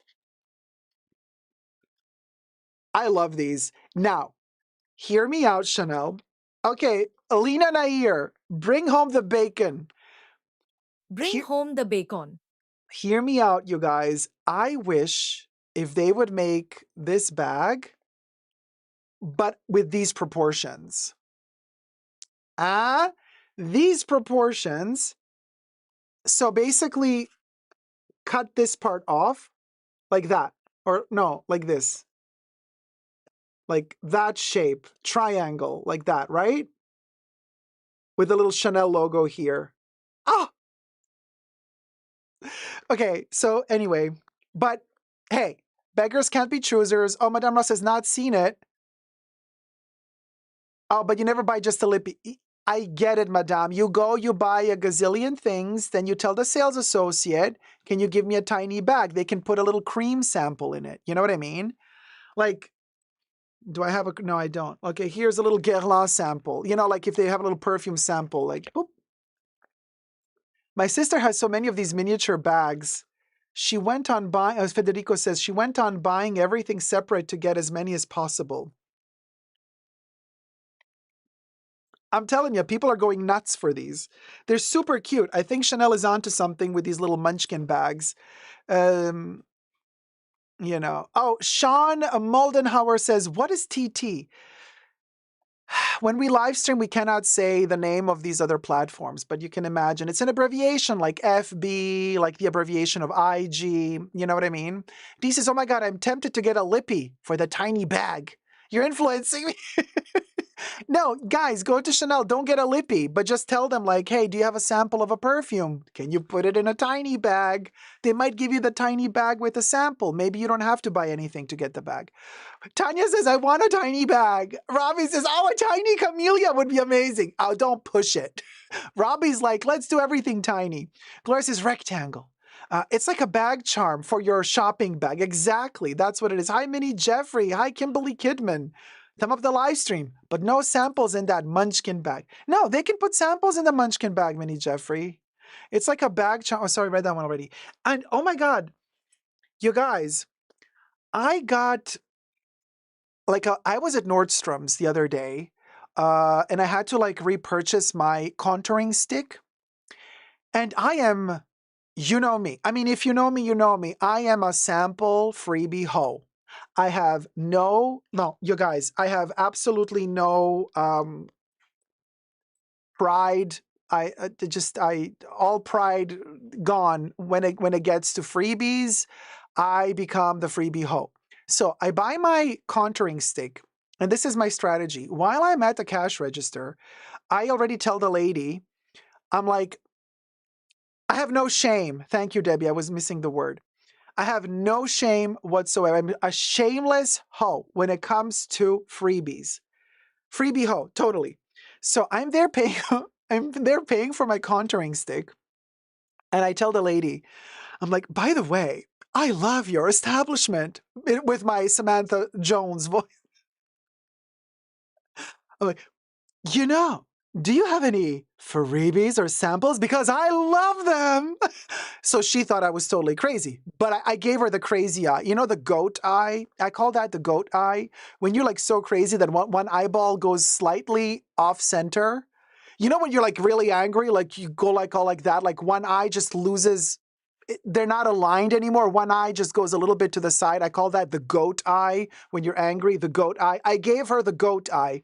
And I'm like, do you happen to have any samples? I love them. She's like, okay. She walks away. I kid you not. She comes back with a plastic bag full of samples, perfumes, creams, serums. And there's a sticker on it that says like Nordstrom Spring Summer Sample Kit. I'm like, so I go home, I check it out. There's a little bit of perfumes, a little bit of creams, and then there's this. And I'm like, oh, what is this? Probably, you know, Prada is doing makeup, creams. Maybe it's a Prada perfume. I'm like, who cares? Because I want Chanel. But then, you guys, it took me a couple of weeks, and then I realized, wait, hold on a minute. Prada, it says monochrome, mini. I'm like, wait a minute. This is not a cream. This is not a perfume. What is this little gadget? I open it. I'm like, idiot, just open your freaking freebie. Why are you not opening it? You guys, it is a miniature lippy, a Prada Prade Munchkin lippy. And it works. It fully works, you guys. It is a full-blown lippy, but just in little. Okay? Very little. So this is color P56. And it's metal, the whole thing. Like, they did a good job. Oh, yeah, mini baglets, Sophia. Yes, for the mini baglets. Isn't it adorable? I don't know. I just thought it was really cute. Federico says, tiny like my budget this year. Very, very much. So it's a little mini lippy. Chanel, you can learn something from this. You know, when Chanel does lippies, they don't do them this exquisite. They do mini lippies like as samples, but not this well done. Madame, hello Chanel, give me everything. And just like that, starting the game again. I love mini lippies, right? So bougie. India J says, oh wow, I think that's pretty big. Yeah, no, Zeitgeist, I think it's pretty big too. You guys, what do you think? Does anybody have a comparison to a full-size lippy? So basically, this one is 1.3 gram or 0.0 ounce. So this is the size of the miniature, right? You can see the size here, you guys, 1.3 gram. So like, let's say if we're to compare it to, I do have a lippy here somewhere. Let me check.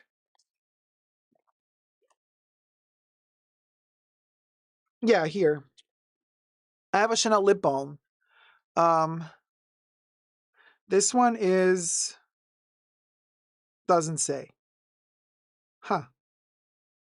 Okay. Wait, I have a lippy too. Oh, you know, the 31 Roucambon lippy, got it here. Okay, so the standard lipstick at Chanel is 3.3 gram. So this would be 1.3 grams. So it's kind of 1/3. It's 1/3 the size of a full lippy. Not bad for a freebie, I want to say. I think that's a relatively generous amount. No, I'm not going to put it on Mahora. Then I got to also take it off. Oh, hi, Alvaro. Hola, guapo. Have you watched Project Runway? What do you think about Law Roach? No, I have not watched it, and I don't think I will. Because I think what they did to Tim was really bad. And I think that, what's that hoe's name? That German woman that looks like a frog. Her lips are like from there to there, like the Joker frog from Germany. Oh, Heidi Klum, that's the one. Apparently, I heard rumors that she allegedly did not do anything to fight to keep him on board. And so people are upset that she did nothing to fight for him to get him on board. So no, I'm not going to support that bullshit. Thank you. Hi, Nessa B3 Ripe. Hello, Dacob, my goat. Hey, Queen. How's it going? Krusty, thank you for following. Krusty Revolver just followed the host. Cheers. Thank you, Krusty. How's it going, sweetie? Kelly Carrick, I liked Tim. Heidi was the worst taste. Thank you, Kelly. Kelly Carrick, you're my girl. I'm telling ya, Heidi Klum. And there's a joke. Some people in Germany call her Heidi Dumm. I don't know what that means. How would I know? Then again, I don't speak any other language than English. I'm just a stupid English-speaking bimbo who doesn't know any other language but English.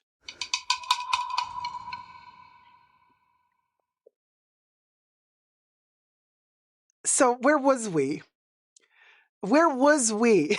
Oh, thank you for subscribing, Marina Winna. She does have a massive mouth, doesn't she? Yes. Heidi Klum. Oh, by the way, Madame Ross, my co-host sends you its love, says hi. And my co-host also would like to say hi to your Kelly. There you go.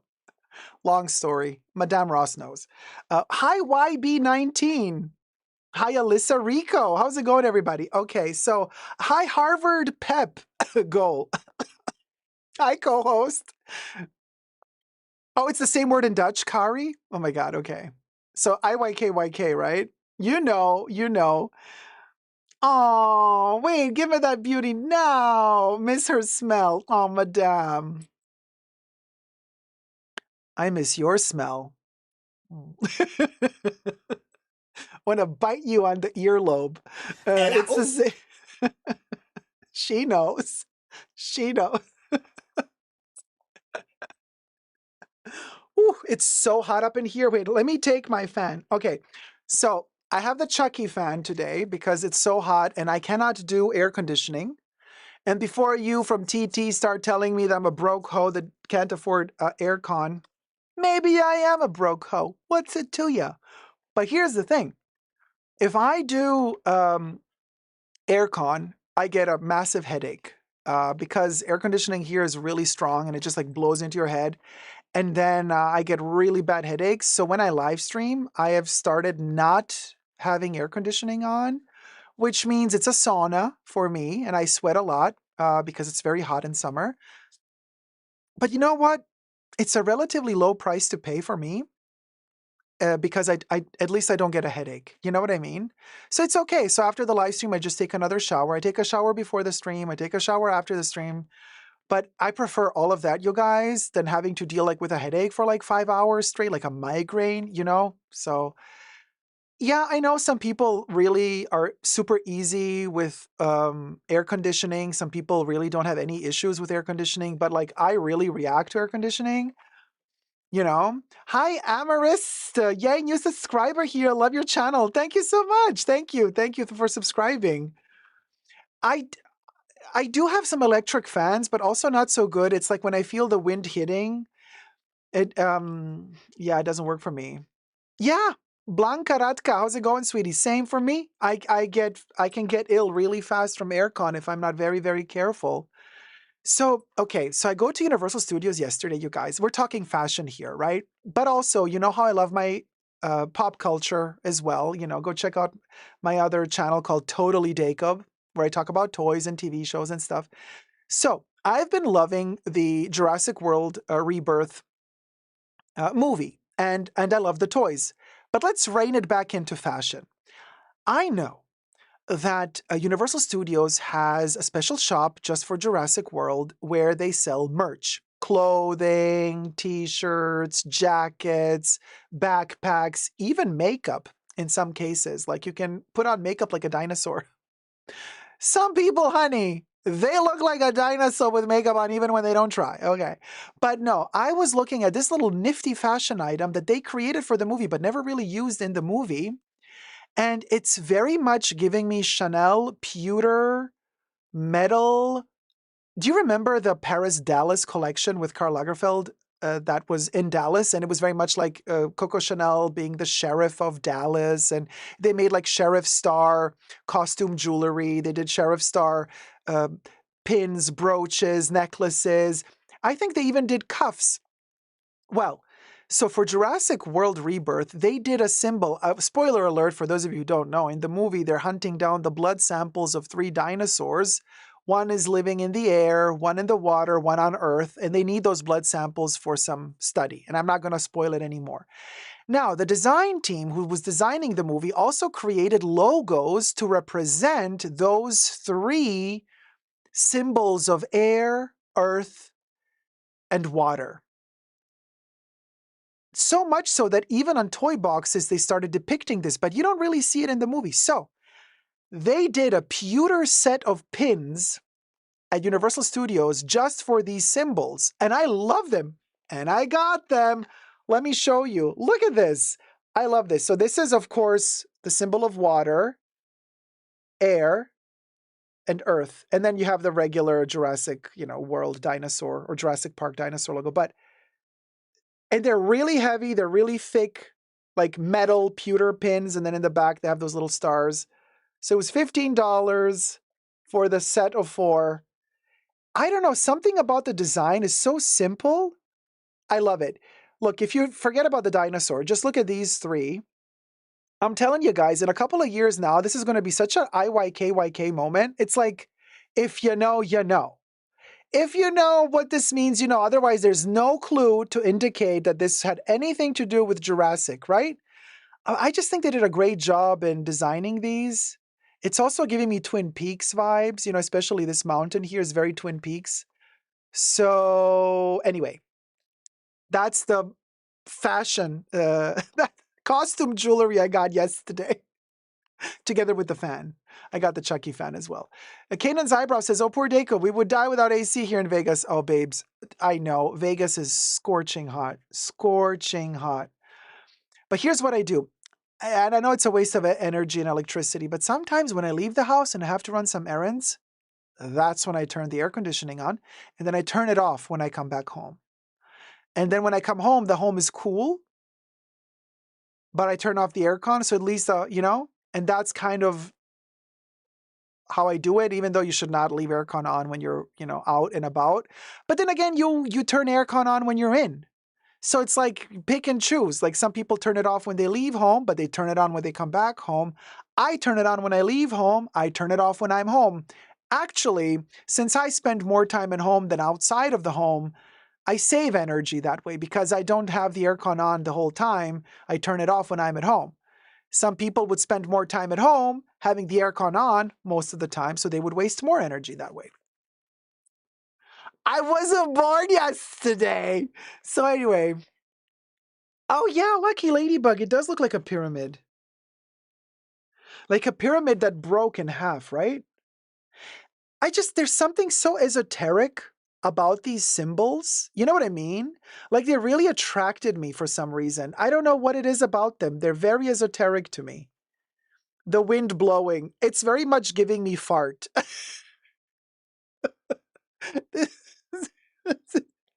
This is giving me Labubu fart, but then again, that's just me. I like Earthpin, it's shape of pyramid. Yeah. By the way, I saw Heidi, Mahora, you saw Heidi's son? Heidi Klum and son and daughter at work. He was attractive, to be honest, like a handsome version of Seal. Did you just throw shade at Seal? Hi, Erika Stiri Petra. Yes, I'm live on TT as well as YT. Hi, Jewel 1312. Those are cool. I'd put them on a bag. They're very heavy though, really heavy. So I'm thinking of putting them on a cap. You know how I love to wear caps when my hair gets oily on top? Obviously, why else would you wear a cap than to hide the oily top? And then you put them on the hat, because they're very heavy. So on a t-shirt, they would rip the t-shirt. It's really heavy. So anyway, just letting you guys know, we'll go. Okay, let's do a topic, you guys, because there are topics to talk. There's stuff to talk about. So somebody was asking, I think Nay was asking earlier, like, did I miss the topic about the Louis Vuitton scandal. Hi, Chris James. Wait, was it the scandal? No, what did I call the live stream? I called it and I don't know anymore. Hold on. Oh, Louis Vuitton shocker. Yes, there is a Louis Vuitton shocker. And this is really interesting for any platform you might be watching from, because boy, oh boy, let me just find my topic here. Ah, there it is. Okay, let's film this one, I suppose. Louis Vuitton shocker, baby.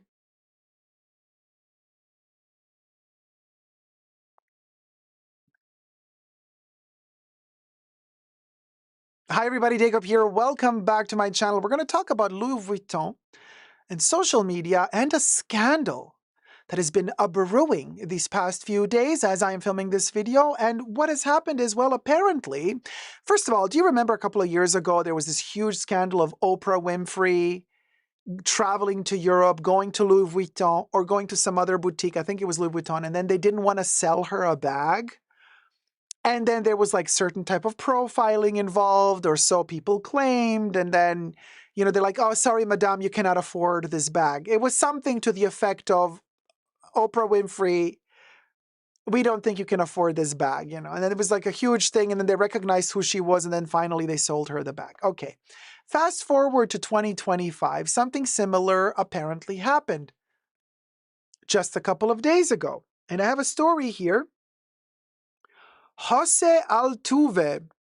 Y'all, we're talking fashion here, and look how baseball manages to sneak into fashion conversation. This is so annoying, and yet here we So anyway, don't ask me who Jose Altuve. I look for all my baseball fans out there. I love you loads, but please, okay. Jose Altuve was apparently kicked out of Louis Vuitton somewhere in Texas. Quelle surprise.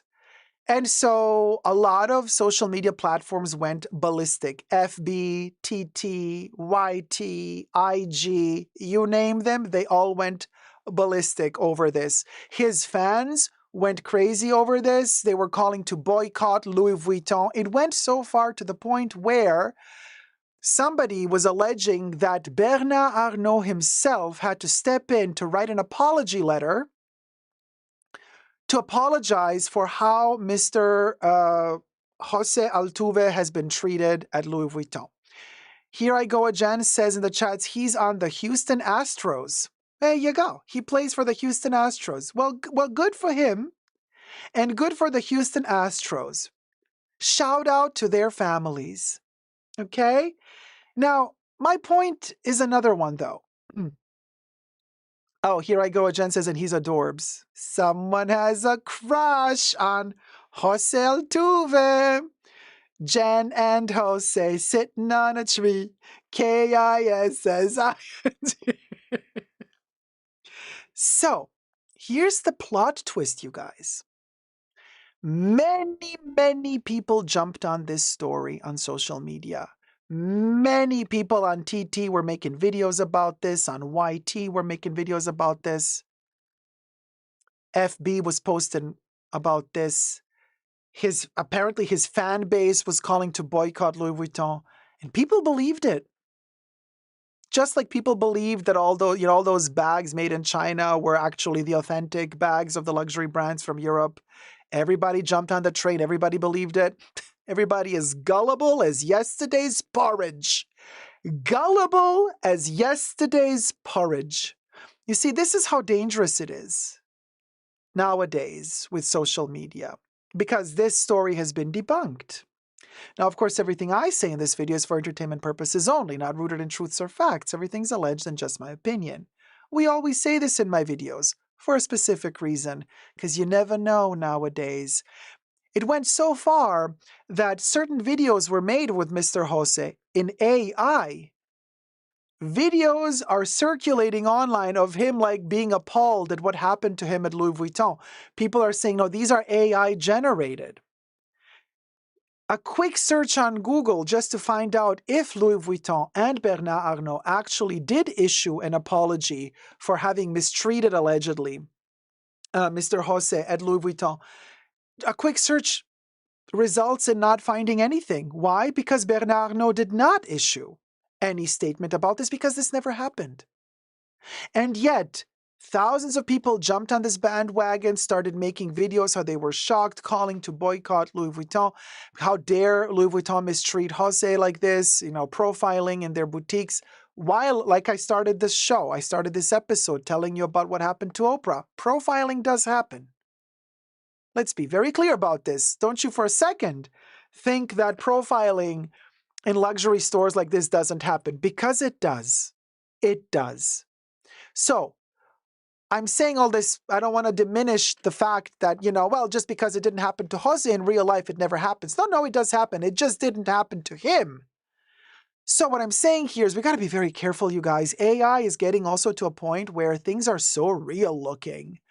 People can copy your voice. People can copy your voice on the phone. They can call somebody and say like, hey, it's me, blah, blah, talk, with your voice, but it's not you. And they can get people to do stuff for them. If I don't know, if you're working with a bank and you have a personal relationship to them and they know your voice, they recognize your voice, somebody else calls using your voice through AI and then they get the bank to, I don't know, send them money, do this, do that. And it's a possibility. It is terrifying. And this is an interesting example, of how gullible we are as viewers. We consume all of this as if it were real without at all trying to prove it, to try to understand did it really happen or not. But also, it is terrifying for all of the parties involved, because this can cost these companies also a lot of money. Could you imagine if the masses just start boycotting all of a sudden for something that didn't really happen? So we are gullible as consumers, but how do we fix that? We're navigating through very, very, very, very difficult times. It's very dangerous. The alteration of reality is real. Oh boy, that's a good one. The alteration of reality is real. The fake is real. And we don't know what the real is anymore.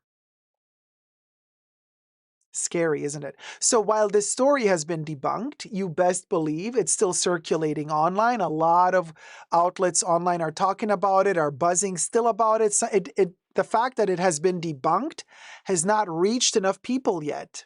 And we've had the same situation a couple of months ago when the tariffs were announced and a lot of the Chinese dupe replica factories freaked out because they thought, oh my gosh, 140, 150% tariffs. We won't be able to send our dupes and fakes to America anymore because it's going to cost the customer too much. The customer is not going to want to buy them anymore. So they started this huge campaign on several platforms, making these videos, mostly on TT, saying like, oh, hey, we're going to finally release the truth. We're going to tell you that actually the bags that we're making here are the originals, blah, blah, blah, that whole scam.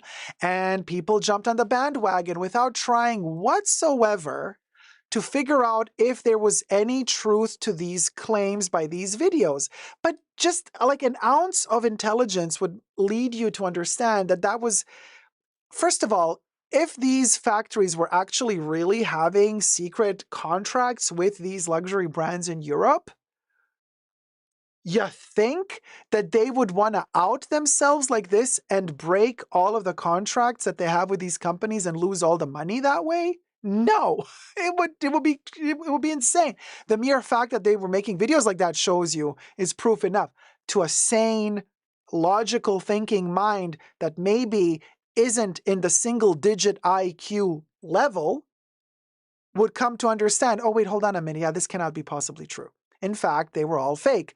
But so many content creators and some with huge followings jumped on this rage bait, clickbait, lie of a roller coaster ride and made all of their viewers believe it as well. The outcry was insane. And it was all fake. And now we had it again. So open your minds, people. Be very, very cautious. Don't believe everything you just hear online. Just because you hear it online and just because lemmings start echoing it one after the other, like a ping pong ball game, bam, bam, bam, doesn't mean it's real. Just because two idiots say something and then a third idiot joins in and then a fourth cretin adds to the voice, and then 5 Oompa Loompas with the 6th idiot join the choir and start repeating the same song. Just the fact that all these idiots are saying the same thing doesn't make it truthful.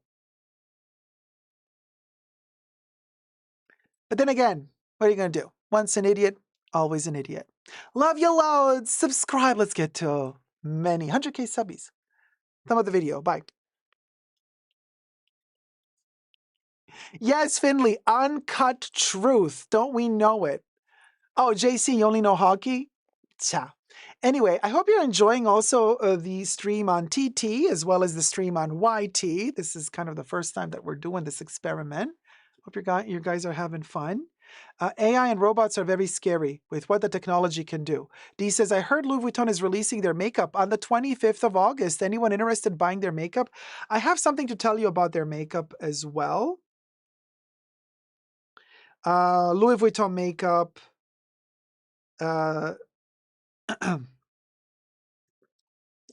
So, hi, Mitrat Le Parfum. I hope you're well, Dacob. I am, sweetie. Thank you so much. I hope you're well, too. So, yeah, my thumb is working hard towards 10K hearts. Oh, Madame Ross, thank you so much. I love your strong, hard thumb. So, okay, you guys, here's the thing. What's her name? Oh, man, Debbie or Mahora. You guys know. Or is Aish in the chat? What's her name, you guys? Hi,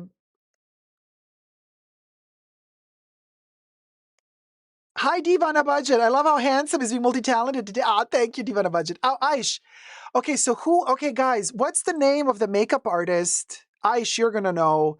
She did the Dior, no, not the Dior. She did the Margiela show, the last one that Galliano did. Pat McGrath. Oh, thank you, Dee. Pat McGrath. So Pat McGrath, thanks, Debs. Hi, the real Shakeen. Logan Keel. Yes. Oh, look, you see, I should ask more questions. Then the chat livens up. Look at all the TikTok. Pat McGrath, Pat McGrath, Pat McGrath, Pat McGrath, Pat McGrath, Pat McGrath. Oh, wait, Madame, you're doing Louis Vuitton makeup? Shut the front door. We have 10,000 likes on TT and 229 likes on YT. I see now why everybody's going to TT. It just seems to be working better. It seems to be working better in the favor of content creators. Thank you. Okay, so Pat McGrath was hired to do, or to help coordinate, and to artistically direct the Louis Vuitton makeup range. We'll go. They're about to launch the makeup range. Now, we've been talking about Pat McGrath. When it was announced that Pat McGrath was going to do the Louis Vuitton makeup, you remember, what was it, a year ago, we were talking about that. And I said, oh, interesting, Pat McGrath is going to do this. What are the colorways palettes going to be? You know, the photos were posted of Pat McGrath with a huge Louis Vuitton makeup case that they made just for her with like a mirror and everything. And then some of you, I think it was the Nectarine man who told me, but you know, or was it Kev who told me, oh, but you know, Pat McGrath's own label is not doing very well. So she might be abandoning that or selling it or whatever she does with it. And she might just like jump over completely to Louis Vuitton. Now, Louis Vuitton's makeup is finally being launched end of August, beginning of September. Boy, have I got tea.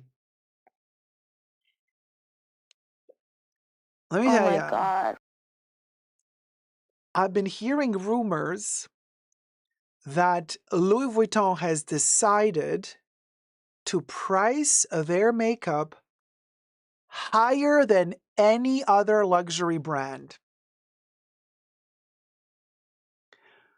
Wow.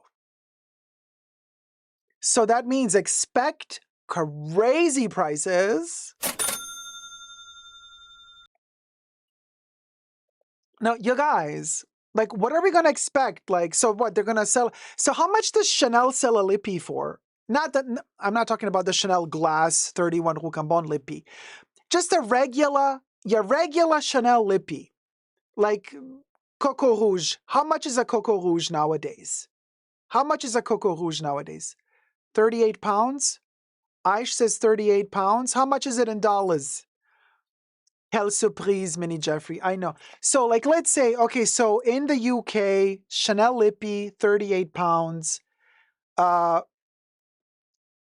you can, and this is their basic lippy. They got more expensive, around about $50. Really? Is it $50 already? I thought it was in the $40 range. Dior lippy is around about $45, says D. Jackie says Hermes lippy is $80. Okay, so if the Hermes lippy, which is a refillable, right, rechargeable one, if it's $80, I think we can see where this is going. We're probably going to be charged $90 to $100 for a Louis Vuitton lipstick. Unless they don't come out with some cheaper version of it. But rumor has it, allegedly, that they're going to price themselves, that, they've analyzed the market of luxury makeup, and rumor has it that they're going to price themselves above everybody else. Like it's a statement. It's like a statement move that they're making. Federico says even higher than Hermes or Louboutin. Christian Louboutin, that's sick in a bad way, says Federico. And Madame says, but quality of Pat McGrath eyeshadows are insanely good, though. I really hope the best. Yeah, if they use that formula for Louis, we don't know. Unless you know something that I don't know. Maybe they sent you like a PR package. But I haven't tested out their makeup yet, so I don't know. I'm sure somebody already has it. I mean, Pat McGrath already has it, obviously, but I don't know if like regular folk, started testing it out, because then we can get an honest opinion. Because as long as influencers are testing, you know how it is when an influencer is like, oh yeah, I love it. And then like, looking at you, Michaela. Let me go to the car. Let me put on oh, look at that. Wait, where's my, you guys, let me put on like the eyelash like that big. She's like, a miracle. It's a miracle. It's a miracle. The eyelash is amazing. You guys, and then little Michaela, we figured out. Little Michaela was a little Michaeling us around. So I don't trust influencers when they tell me that shit is good, But I will trust a good friend tell me what they really feel about a product, or I'll just trust my own self. I'll go to the store. I'll try it out and figure out, does this work for me? Does it not work? Now, to be perfectly honest with you guys, though, last time I was in front of a Louis Vuitton shop, I did not feel comfortable to go in. Usually, I really don't give two shits. I go in if there's something I want to buy, or if I'm interested in something. Hey, Posh Mahogany QT, thank you so much for the heart, sweetie. Thank you. Hi, Posh. How's it going? So usually I just go in, I'm like, okay, I'm interested in this, I'm interested in that, and bam, bam, bam, bam, bam, we're done. Okay, first of all, this time around, there's this person at the door, and I know that they have their security, you guys. I know. So they have their security, and I'm not going to, what's her name? The margarita woman. With also another one with the frog lips. Bethany Frankel. Yeah. So I'm not pulling Chanel didn't let me into their stout. No. It's just that they have their security person, and they're kind of looking at you in two ways at the same time. And you might ask yourself, Dacob, what do you mean? What do you mean? I felt in a type of way that I never felt before. So I'm at Louis Vuitton in front of the store, and this was Rodeo Drive.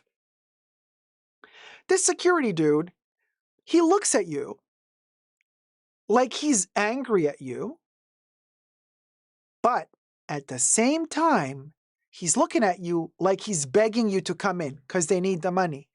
And I'm like, what a weird double sensation. How can a person be split in two different energies at the same time? Like this dude was like he was like killing you with his like gaze, like, I know you're gonna steal something, but at the same time he's like, please come in and buy something, we need money, or I might get fired. I was like, whoa, this is such a bad vibe. I did not enter. So usually if there's something I want to try out, and you guys know that Louis Vuitton only sells their stuff inside of their own stores, Like for example, Chanel, you can buy their Les Exclusives perfumes in the Chanel beauty boutiques and in the Chanel fashion boutiques, but Also, Hermes sells their exclusive stuff in the Hermes boutiques. But you can also go to department stores, shopping centers, and they will sell. They have a counter outside of the boutique as well. So you can buy the perfume also outside of the boutique. You can buy the makeup outside of the boutique. You don't necessarily, in other words, need to enter into these shops and be all bougie. Oh, Mitra, thank you so much for the tip. Mitra tipped $15. Put it towards your first LV lipstick and let me love through you vicariously. Oh, Mitra, my love, that is so kind of you. Thank you. Let me add you to the list. For the first lippy. Mitra, there you go. Thank you. Thank you, my love. So what I want to say is if you don't want to, like, if you feel some type of way entering into these, expensive boutiques and you feel like they're like judging you, observing you, following your every move, they make you feel like you're going to steal something. There are other ways to try stuff out. You go at a beauty counter and you try it out, right? But here's the problem. Louis Vuitton doesn't have beauty counters in department stores. Louis Vuitton doesn't have beauty counters just standing around at Macy's. You know what I mean? So you have to go into a Louis Vuitton shop to try out their perfumes. You have to go inside a Louis Vuitton shop to try out their makeup. And that's where things get iffy. Unless they don't start hiring professional staff to do your makeup, how the hell are they going to sell their makeup in their Louis Vuitton shops when the staff is trained to sell bags, clothing, even though Louis Vuitton clothing is terrible in my opinion. Louis Vuitton is not a clothing company, okay? Sorry. Like, wait, you guys. Louis Vuitton is not a clothing company. I'm sorry. Like, you make luggage and bags, period. Travel accessories. I'm so annoyed by this greed of Bernard Arnault to want to, let's make clothes, let's make more money. Now let's make perfumes, let's make more money. Now let's make makeup. Yeah, I get it. You want money. But that's not part of the heritage of your brand. It has nothing to do with your brand. So, okay, whatever. So now you have to step into a luggage store to have a luggage salesperson do your makeup for you, trying to sell you makeup. You see how that makes no sense? So unless they don't start training staff or hiring extra staff just to work at their makeup section of their boutique, then it makes no sense. I'm sorry, you guys, it just really makes no sense. And I know for a fact, the sales associates I used to work with in the past at Louis, work with as a customer, they had no clue about makeup. They even had no clue about perfumes. I remember whenever I would buy something from Louis, like I go in and I'm like, oh, here, I want a little Poche Toilette 15. I love these 2 bits, by the way. Oh, yeah, should I wrap it up for you? Yeah, okay. So always they ask you, well, they take it to the back to wrap it up. And they're like, while I'm taking it to the back to wrap it up, is there any perfume you would like to try? They're taught to ask you that. It's a little side sale that they can do to top off their sale. And then you're like, they're like, I can give you a sample, and you're like, yeah, maybe something sweet, something florally, blah, blah, blah. And then they give you 2 or 3 samples, put them in the bag, done. Now what are they supposed to do? Like, no sales associate at Louis Vuitton that I've worked with knew anything about their perfumes. And maybe they know the minimum necessary, fresh, floral, amber, okay, fine. But girl, give me a little more intel about a perfume. I have a perfume channel on YouTube called Essentially Dacob. So I understand that I'm a little bit more of a geek when it comes to perfumes than other people might be. Some people don't have the vocabulary necessary to describe a perfume. I get it, but at least you can expect your staff to know what they're talking about when they're describing a perfume to a customer. And usually they have no clue. The people that I spoke to at Louis, for the most part, they have no clue. Maybe they have 1 or 2 staff members that are trained to talk about the perfumes a little bit more in depth, but they also have, Now you're going to have to train staff to sell makeup? Good luck with that, Louis. And then you want to charge for the makeup more than Chanel would charge for their makeup? Good luck with that. Madame Ross says, no, I'm not on any PR list. Good joke, not cool enough. Well, you got a Dior package in the past. That's LVMH. No, you are on a PR list, babes. No, you did well. You got the awesome lippies. Remember? You got a really beautiful set of lippies. I remember, it was a couple of months ago. Oh, Posh says, I'm so excited to see you here. I love your YT videos. Thank you. Thank you so much. Minnie Jeffrey says, how are they going to organize this? Their shops are not designed for makeup. I kid you not. I have no clue. Their shops are, I mean, some are big. They can definitely empty more bags and do a special corner just for the makeup. If you think about it, this would make sense. They have been discontinuing more and more and more their canvas pieces. I remember a time, this was way before the pandemic. You guys remember, you would enter a Louis Vuitton shop, everything would be monogram. Everything would be monogram. They would have extra furniture with like shelving units with Speedies, Keepalls, Speedy 25, 30, 35, Speedy 40, Keepall 45, 50, 55, 60, trunks, everything, you know, all of the small leather goods, everything, everything, everything. It was awesome. You could just lift a Speedy and try it out. Now, they discontinued the regular canvas monogram Speedies, unless you're not buying the 25, but then you can only get it with a bandolier. They're not going to sell it to you without a bandolier because they've discontinued it. They don't do the size 35 and 40 anymore. Like, you guys. So they've been discontinuing all of these classics. Why? Not because they were not selling. Oh, they were selling. It's because, in my humble opinion, Louis Vuitton at a certain point thought, these are too cheap for our standards. We want to be as expensive as Hermes. We want to be as expensive as Chanel. So they start discontinuing these pieces, which are the only pieces I like at Louis. And they start introducing these boring, leather items that really I don't care for. Some people that fell for it, they love it. And then what do? Then they start reintroducing the monogram pieces, but this time in leather. Oh, the supple, soft leather, the P9, the P this, the P that. They're disgusting. I'm sorry, awful. And the people falling for it, spending $8,000, $9,000 for a bag that while it was in canvas was worth $400, if at all. I know the prices kept going up, and at this point, they would be around about $2,000 if they still made the canvas in a size 45 or 40. But we digress. Now you get the leather version that they were able to up the price for because it's leather and it's super soft and supple like butter. And now they're charging you $9,000 for it. But they've discontinued the canvas counterpart because it was too cheap for them. That's the only reason. That's the only reason, because people were buying their canvas pieces. Oh, we don't want to oversaturate the market. No, you want more money.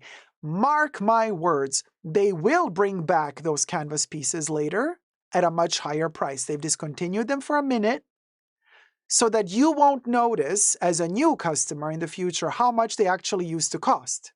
Because if they discontinue an item and then they bring it back a couple of years later, they can make it cost as much as they want.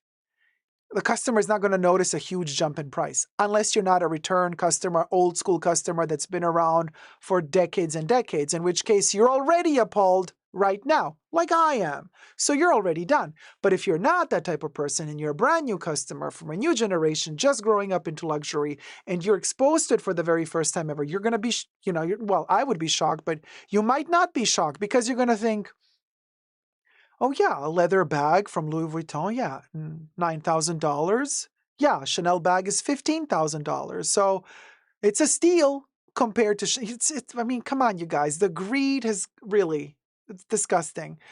Real Shakeen says, I'd imagine some would expand the store space. For example, we have a global store that opened at Yorkdale Mall in Toronto about 2 years ago. They are taking over the space YSL had to expand. Good old Kering. Kering is also in trouble financially, isn't it, lately? They own YSL, by the way.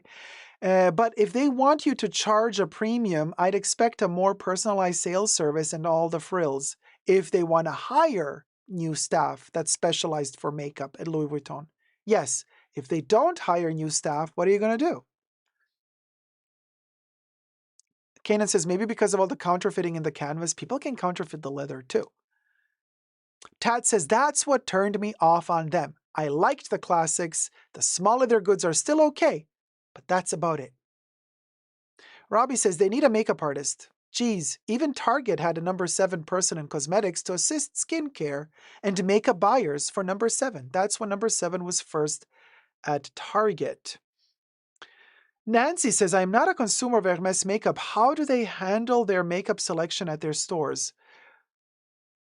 Not too well. They have one person that's specialized for it, but the thing with Hermes is when you enter the store, if you don't have an appointment, they will give you like the first sales associate that's available will be given to work with you.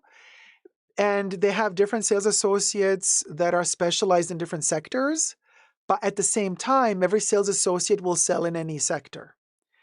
So what does that mean? If you're lucky and you're entering an Hermes boutique and you want to buy makeup and you're lucky that they pair you with the sales associate that is versed in their makeup, then you're lucky, you're going to get a great service. But if you're not lucky, and when it's your turn to finally get a sales associate paired with you, and they pair you with a sales associate who's specialized in jewelry, and you ask them to see makeup, they will show you the makeup, but they're not specialized in it like the other sales associate that is. The problem with Hermes is usually you cannot ask them. Like when you come into Hermes, at least in Europe, it's like that, in some boutiques. You enter and you're like, okay, they tell you like, oh, there's like a 20-minute waiting time, or there's a 30-minute wait time, or, as soon as a sales associate is available, they'll come to you. They don't usually ask you what you're looking for. Of course, they tell you there's no Birkin and Kelly, but you know what I mean? Like, so when you are finally given a sales associate to work with, you tell them then and there, hey, I would like to see your lipsticks. And then they take you to the lipstick section. But it's not a given that that sales associate that was paired with you is actually specialized in their makeup. So that's a problem. So with Louis, we'll see, I guess. I mean, when they start selling their makeup now, late August, early September, we'll see. People are going to start reporting about how the service was.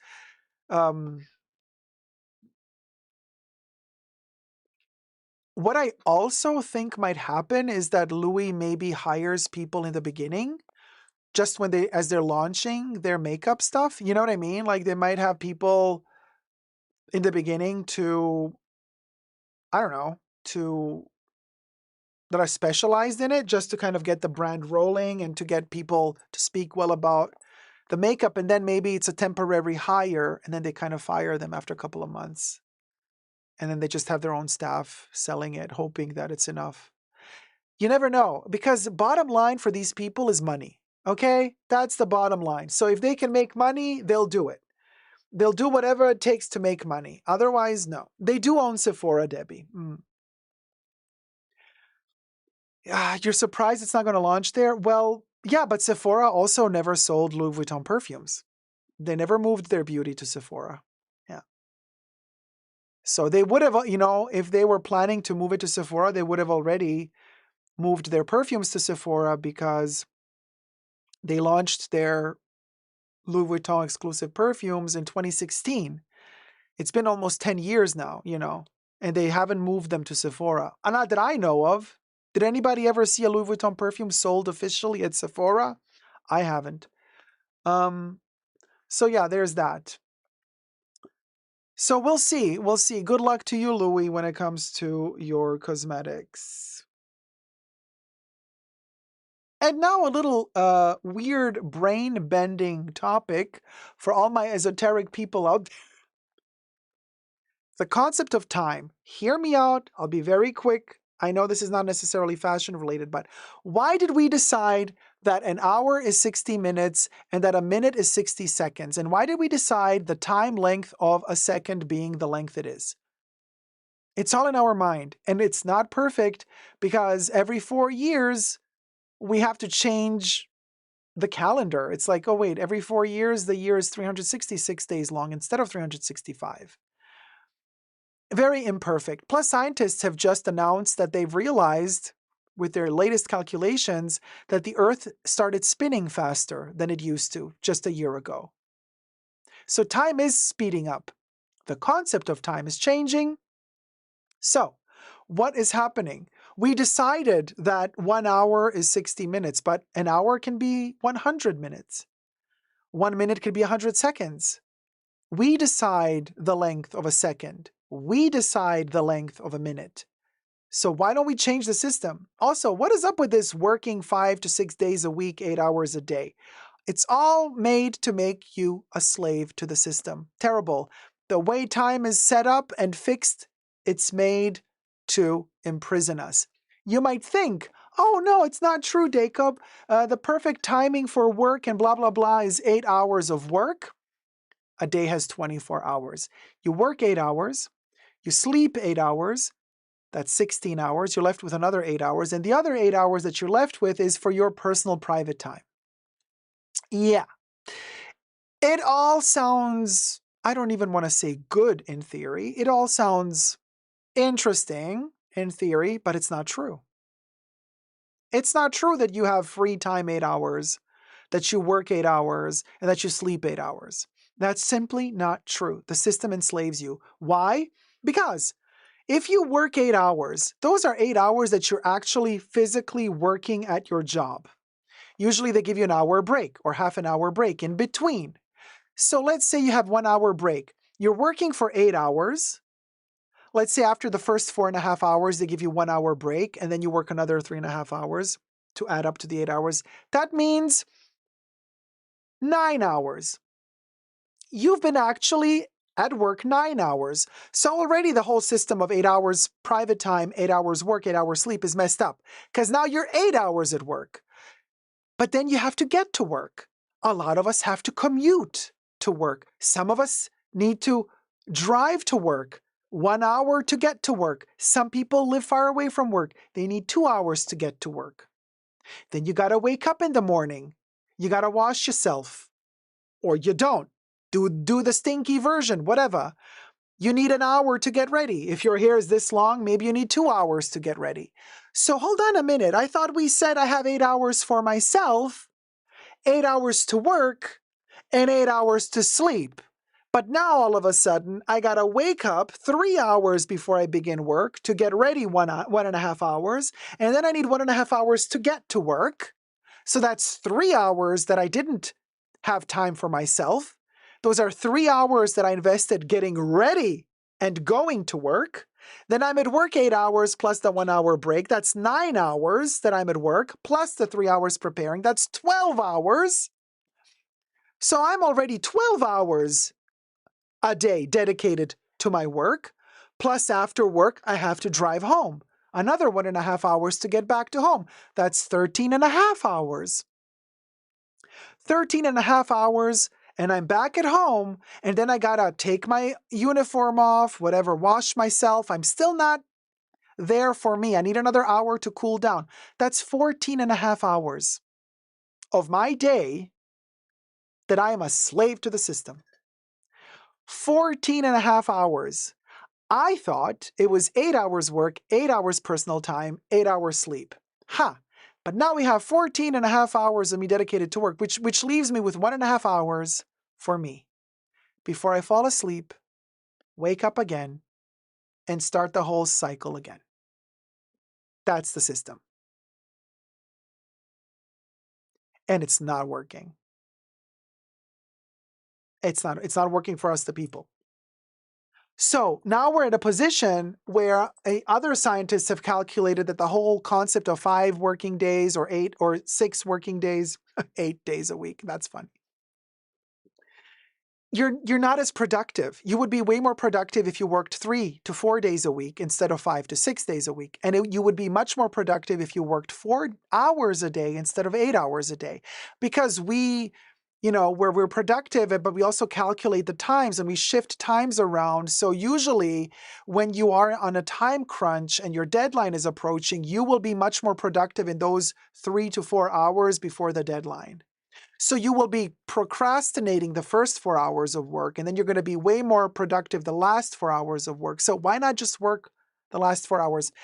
For the company, the brand, the corporation you're working for, it makes no difference. They're going to see the same results. They're going to have the same results. This is just, they don't want to let you free because they want to make sure that you, when you are on your free time, you are so exhausted that you have no energy or willpower left to build a life for yourself outside of the corporate environment that's enslaving you.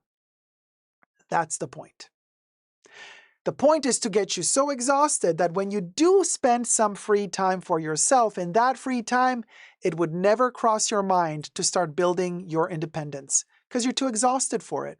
Now, if you were to be working 4 hours a day instead of 8 for the same salary as 8-hour shifts, and if you were to be working 3 days a week instead of 4 to 5, you would have way more time to also think about your future, yourself, your independence. But the system is not made for you. The system is made for the 1%. Let that sink in. And we decided that an hour has 60 minutes and that every minute has 60 seconds. A minute can also have 3 seconds. A minute can also have 100 seconds. The length of a minute, the length of a second, that's up to us. Except it's not, because somebody else decided for us. And here we are, prisoners of a system that we think is working in our favor. No, it's not. It never did. It never will. The shackles of time are the shackles that we are tied by, bonded with and to the system, which will extort us of every ounce of energy, lymphatic drain of life source and essence that we have. Just like the dark crystal baby, we are the frickin' podlings, and the Skeksis are sucking us for whatever we're worth. And if you don't understand these really strange hermetic references to 80s Jim Henson movies, maybe you'll be more connected to another concept, Stephen King's latest TV show from a novel that he issued just a couple of years ago, The Institute. Check out the show. It's on MGM+. These kids that have like special powers that are being drained of all their lymphatic life force and essence, and they don't even know. They're being lied to. They're being told that, oh, once you have served the government, once you have served the system, you will be free. Except they're never told that once they are so exhausted, they get sent to crematoriums. It's one of the most scary Stephen King concepts I've ever seen or read. And I've read a lot of Stephen King books. So there you go. Anyway, lovely little topic to, you know what? Because in the Fashion Bunker, we keep it lighthearted, but we can also go deep when we need to go deep. Just saying. Because that's what life is. Thrills and frills. And the thrills can be scary. They can be exhilarating and positive. The frills, they can be tacky. They can be beautiful. They can be elegant, but they can also be very scary. Love you loads, guys. I hope you had fun today. This has been our stream. Did you guys have fun? Let me know. Thumb up the stream, both on YT and TT.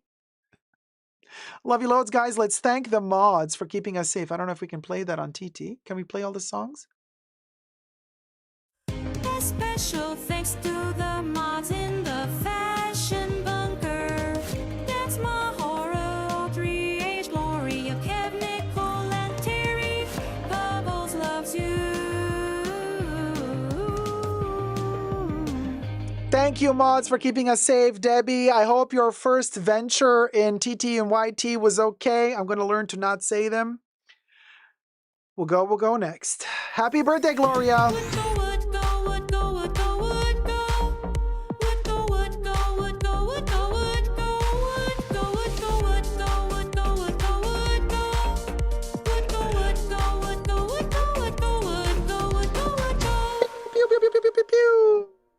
Hi, Confucia. Oh, I'm glad Confucia was with us. I'm glad you commented at the beginning as well. Don't be shy. Leslie Craven, late to the stream. So happy to be here. Thank you, Dacob. Love you. I love you too, Leslie.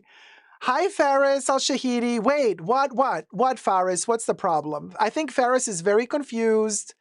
What? What, Faris? What? What is it, honey? Who hurt you? Who hurt you, ferret. Heal. Heal. Andrea V, yup, all the improvements of the modern industrial age have flowed upwards to the owners and the wealthy. Go humanity. Period. Yeah, Ferris Bueller's Big Day Out. What? Yeah, John Hughes, baby. John Hughes all the way. And we are living, ferret. Hit it, Bubbles. Okay, we can't do that one.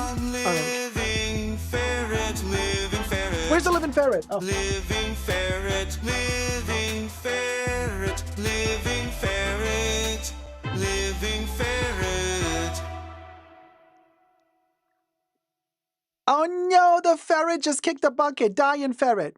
Dying ferret, dying ferret, dying ferret, dying ferret, dying ferret.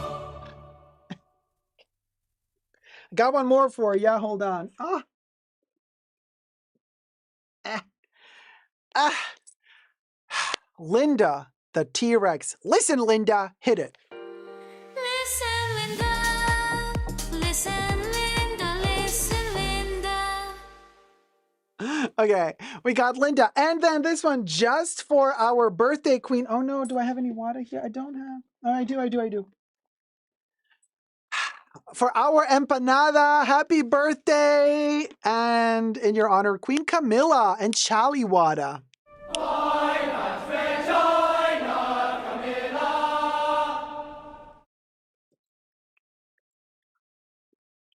Particularly spunky today. I don't know about you, but this seems like it was at the Ritz and Chali was in it. Allegedly. What do we got next? Oh, yes. We have... Are we obsessed with the new Chucky fan? We're obsessed. I am obsessed. I am obsessed. I am obsessed. Oh. So there you go. So what is left? Baby Yoda? I think cha-cha-cha-cha. No, maybe there was one more. I think just Baby Yoda. So I have to lift up. Yeah. Have a blessed weekend, Dacob mods and bunkers. Thank you, India. Thank you so much. Thank you. Oh, Harvard Pep, my love, my BFF, my forever. Oh, love you too, sweetie. Yoder. Oh, where's baby Yoder? Oh, Gloria. Where's Burpee Yoder? Are we going to do the green screen? Oh my God. Ha! Ah! Oh, baby Yoda. Are you going to sing? Are you going to sing cha-cha-cha-cha to us? Boop. Ciao, ciao, ciao, ciao. Ciao, ciao, ciao, ciao. Ciao, ciao, ciao. Ciao.